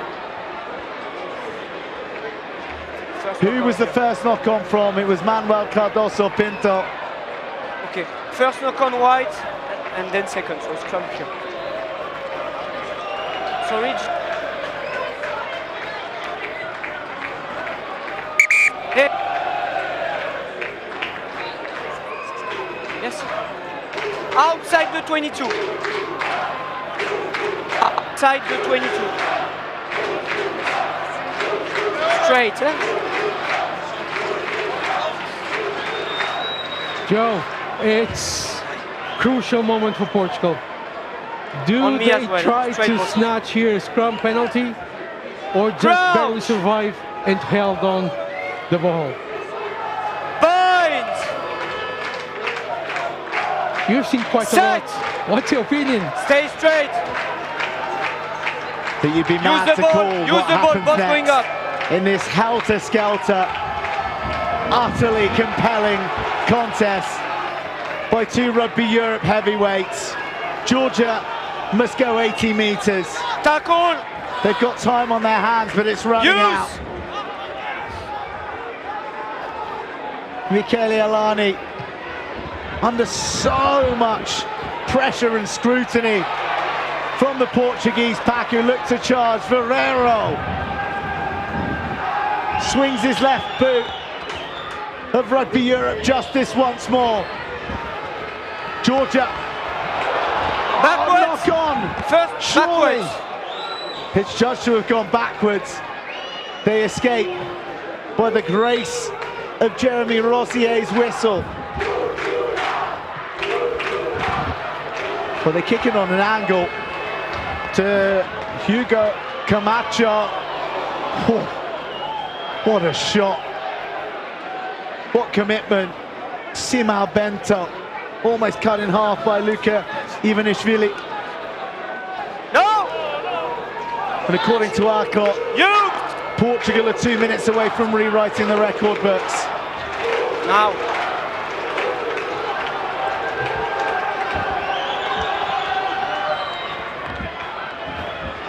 Niniashvili. Sharp hands from the Georgians. Portuguese defenders scrambling desperately. There's no shape or form to their defense. It is pure desperation, determination, force of will. But the tackles are being made. The Georgians are being halted. But they keep on coming wave after wave. Approaching the final 60 seconds.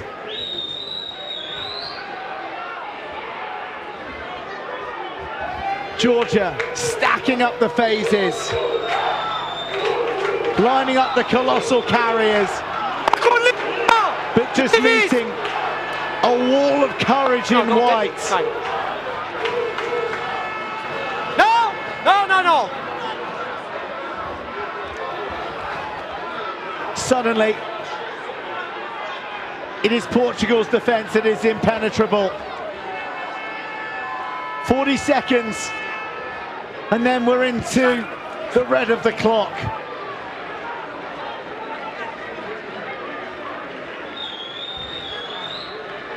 Just a bit of the energy has drained from the Georgians. No!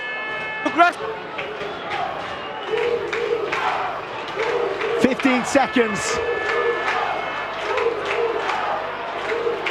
Georgia, their crown teetering on the top of their regal heads. Their reign set to end. If they can't score from here, there's no time left in the game. One error and the game is up. But Portugal must be squeaky clean. They're so far back at the back feet, a double hit. Wrapped in the tentacles, in the claws of the wolves. History for Portugal. The mighty Lobos of Portugal have slain the Lilos of Georgia.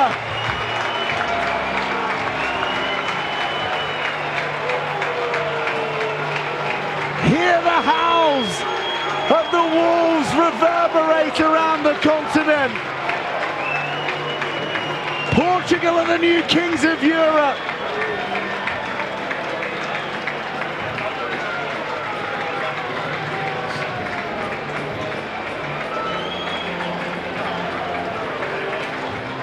An extraordinary final, played under the night sky of the capital of their fiercest rivals. They don't just rule the Iberian Peninsula now,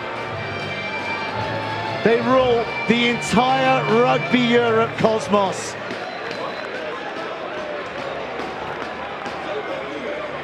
It looked bleak at half-time. It looked beyond their powers. But an almighty, tear-inducing, Herculean effort from Portugal against the odds, against the record books.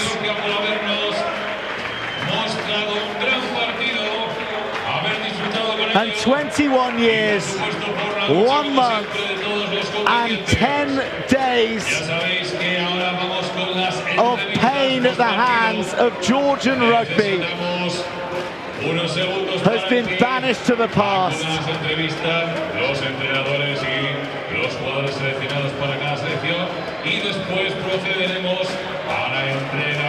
Portugal have beaten Georgia.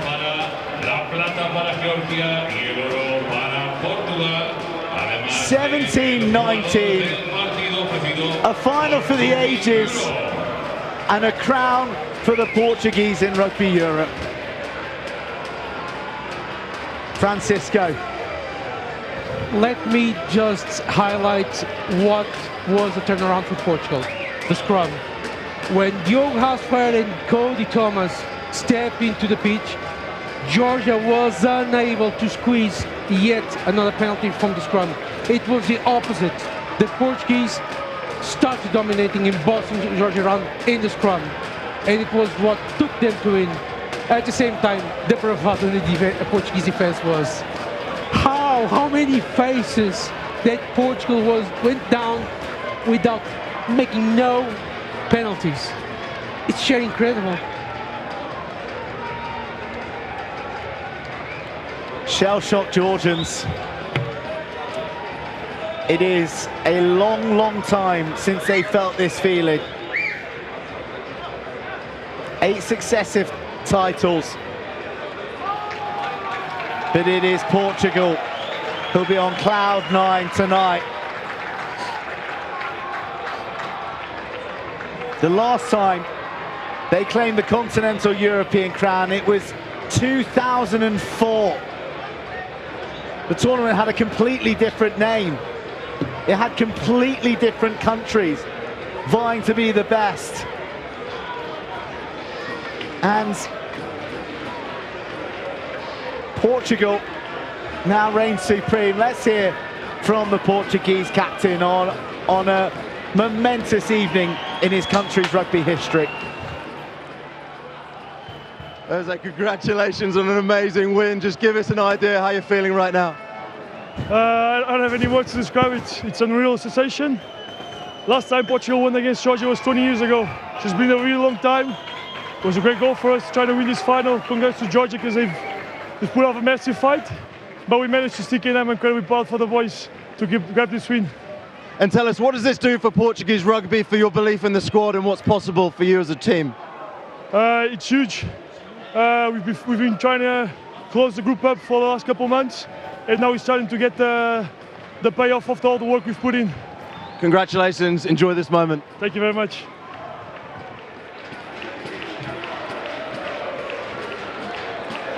Well, enjoy it he will.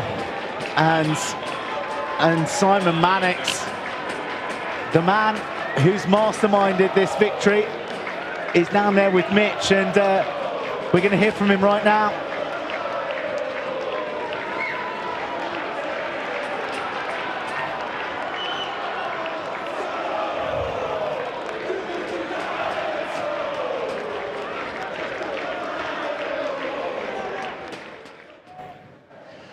The boys are obviously incredibly excited. The fans are going wild behind us. Just tell us a little bit about what it's taken behind the scenes to get to this moment.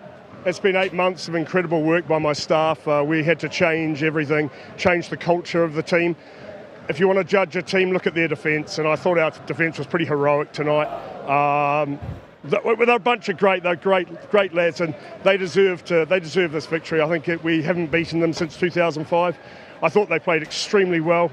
We knew we were going to come under pressure, but we responded. We held our composure, and we had clear heads, and that's a lot down to an incredible coaching group who've done a really good effort. I'm really proud of them tonight. And quite rightly, as you should be. And I want you to enjoy this moment, but also just tell us, what is this squad capable of looking forward? All we want to do is be known as a team who can perform consistently and not just be a one-off at one tournament. We've shown it here today. That's a very exciting moment for the players, and they really want to enjoy this. But this is a process, and it's not about just one result in one tournament. Portugal rugby, there's a lot of young talent out there tonight. We've got to build on it, we've got to develop, and we've got to be about, not having to do total resets like we had to do 8 months ago. But I'm just delighted for all the young men tonight. Well, you've certainly inspired the generation. Enjoy this evening. Congratulations on a successful campaign. Yeah, thanks very much.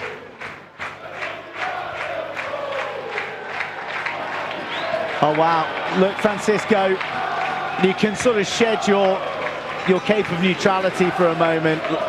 You know everything there is to know about Portuguese rugby. You've been on this journey for decades and decades. Let's tap into the emotion surrounding this win. We're looking at scenes of pure joy and ecstasy down there. What does this mean for Portuguese rugby? What does this mean for you as a fervent fan all these years? Look, I was there 22 years ago when Portugal won 2004 Nations Cup in Lisbon, in what was a very different competition at the time. And it was massive. But you know who else was massive? Is Manuel Ferreira, the player of the match.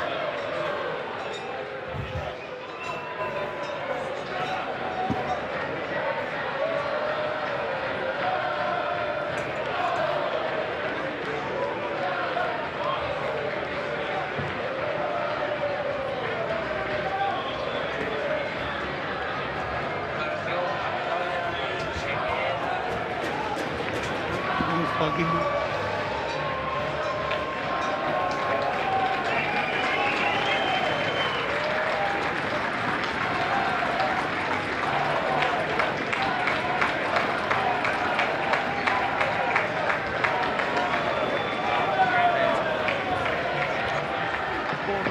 done. Just give us an idea, what was your mindset coming into this final today? Yeah, firstly, thank you very much. We knew that the game would be difficult. Georgia beat us since 2005. So all week was the mindset that we are here to win. We are back. So that's it. That's us. That means nothing. Without these guys, that's not possible. So, to my team, congratulations to José Madeira for 50 cap. And let's enjoy the night. Now it's all that matters. Well, enjoy the night. You've earned it. A fantastic performance from you personally as well. Well done. Thank you very much. Enjoy the night. I can get behind that.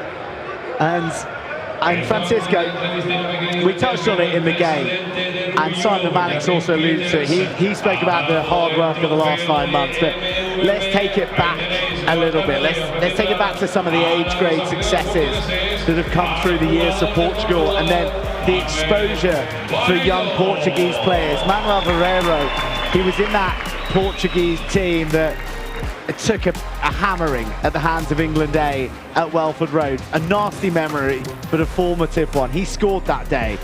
He and a couple of others in the mix today, they were part of the Sevens team that enjoyed success in Krakow on the Challenger Series and went and played against the major nations in LA last year.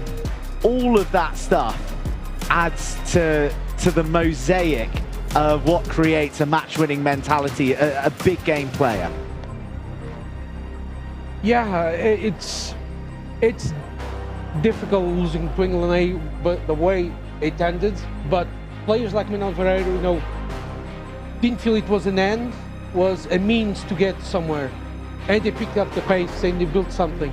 At the same time, remember that Portugal lost to Ireland not even 10 months ago by 100 points, and now they are here celebrating a win over Georgia. So in the last, and I have had criticism for Simon Mannix in the last 8 months, but you have to give him his flowers, because Portugal has become a completely different type of beast, to the point that, not even players like Niniashvili could spark anything to put their side on the winning side. So yes, at the same time, it was the youth that he was speaking about that were able to recharge Portugal. Like Guilherme Vasconcelos was in that team that played in the Sevens as well and came in the last minutes. So it shows that there is promise in the Portuguese pathway if people keep believing and working on it. Well, amongst all the joy for Portugal, there's going to be a lot of hurt felt by Georgia and Marco Bortolami.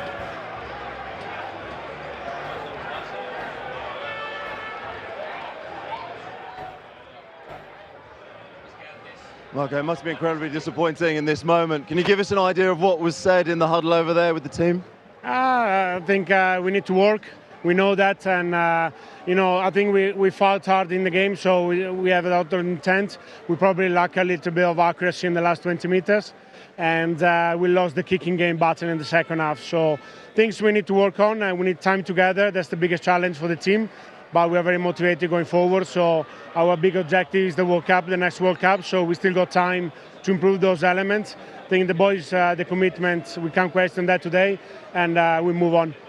Well, hard lines today. Congratulations on a good performance and a tough campaign, and good luck for the future. Thank you very much.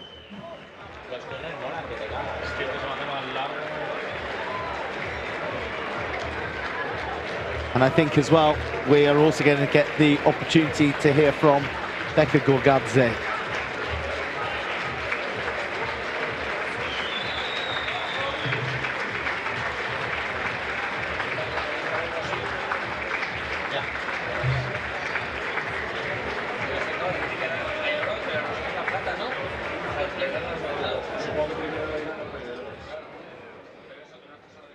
Just give us, it must be incredibly challenging right now with the disappointment.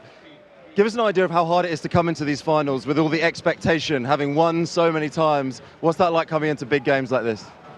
No expectations are always here. We are here to win, but unfortunately today wasn't the case.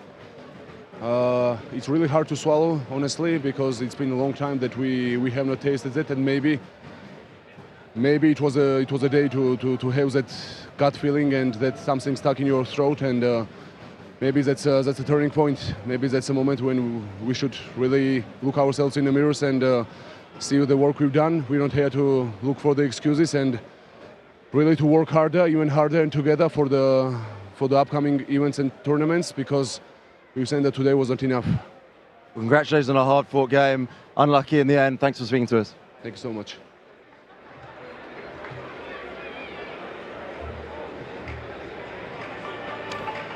Disappointment writ large across the face of Bega Gorgadze.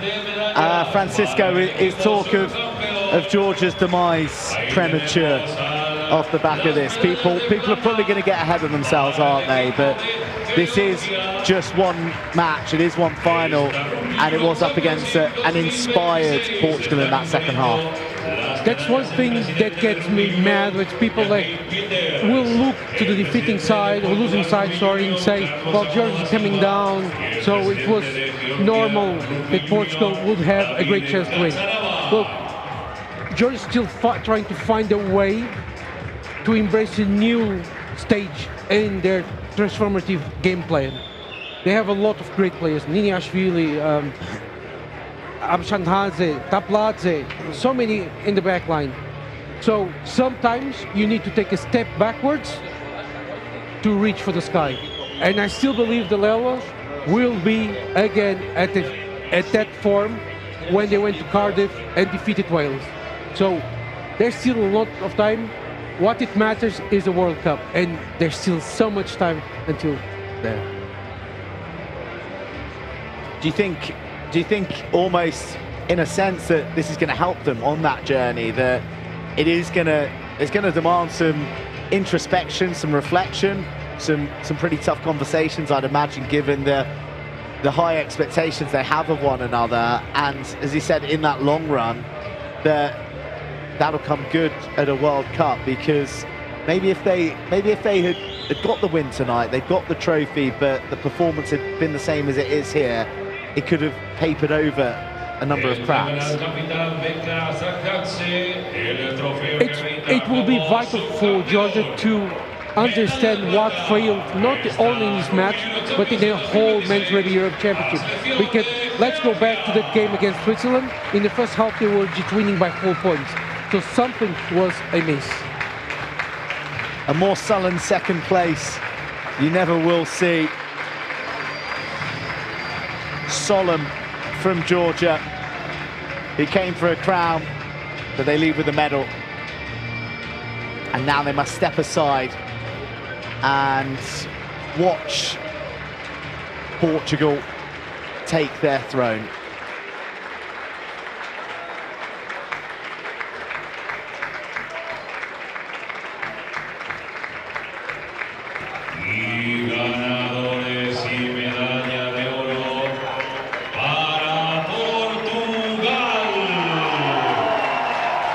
Portuguese players leap before they even have their medals, and while they envelop the presentation party, who they're exchanging kisses and huge emotion.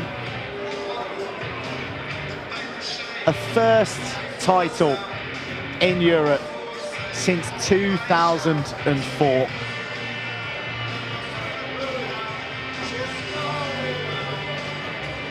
They've come so close in the intervening years. 4 draws against the Georgians, but they could never quite get across the line. It was a completely different European landscape back then. As I mentioned, Russia, Czech Republic, Ukraine, they were all teams to beat back then. And I have to say, Francisco, to share a personal memory, I think it was 9, maybe 8 years ago that I commentated my first international in Nyon and it was Switzerland versus Portugal, and it was in the Rugby Europe Trophy. So Portugal back in the trophy less than a decade ago, and since then they've gone on to go to a Rugby World Cup. They've been runners-up a number of times, and here they are now at the pinnacle of Rugby Europe. So great strides, mighty strides made in comparatively short years. And the most exhilarating thing for Portuguese fans around the world is the youthful profile. Only Thomas Appleton, over the age of 30, in the starting 15.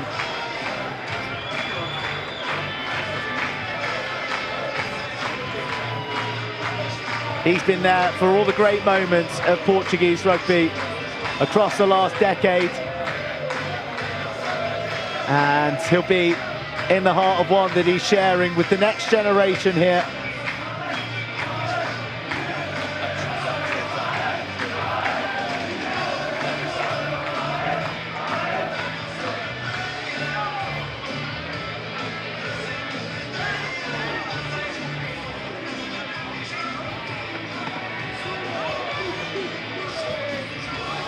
And lastly, well, Thomas Appleton is there actually alongside Jose Madeira. Appleton, not the official captain, but held in such reverence. It looks like he'll share the lift with Jose Madeira, who's marked his 50th appearance with a memory that he may never surpass.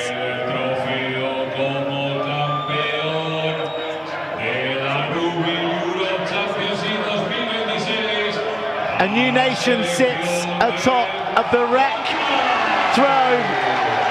Portugal, the kings of Rugby Europe.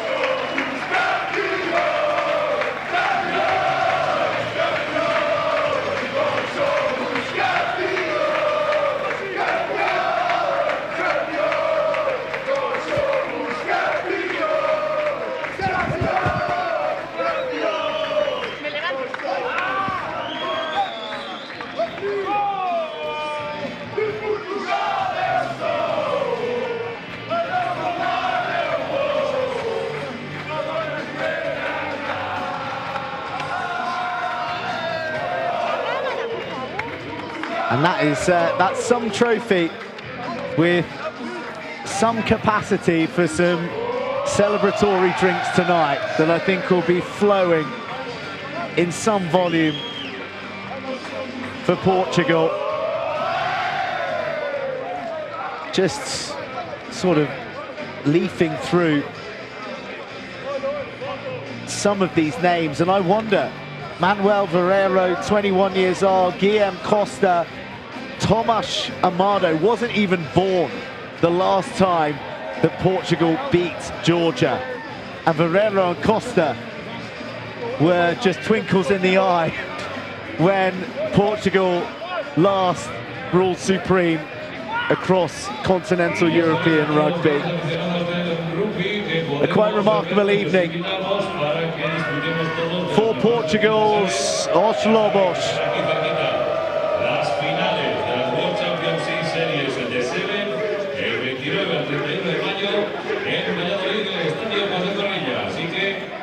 Oportunidad para disfrutar como siempre con las fans que va a haber, con todo el evento que se va a organizar alrededor y por supuesto para disfrutar del mejor rugby en Valladolid. A historic night in Madrid, a festival of rugby to sign off the Rugby Europe Championship season 2026, and Portugal, our new champions. Thank you for joining us across the campaign. It's been our privilege to bring the drama to you. Stay tuned to Rugby Europe's channels for more rugby, more drama, and more meteoric moments.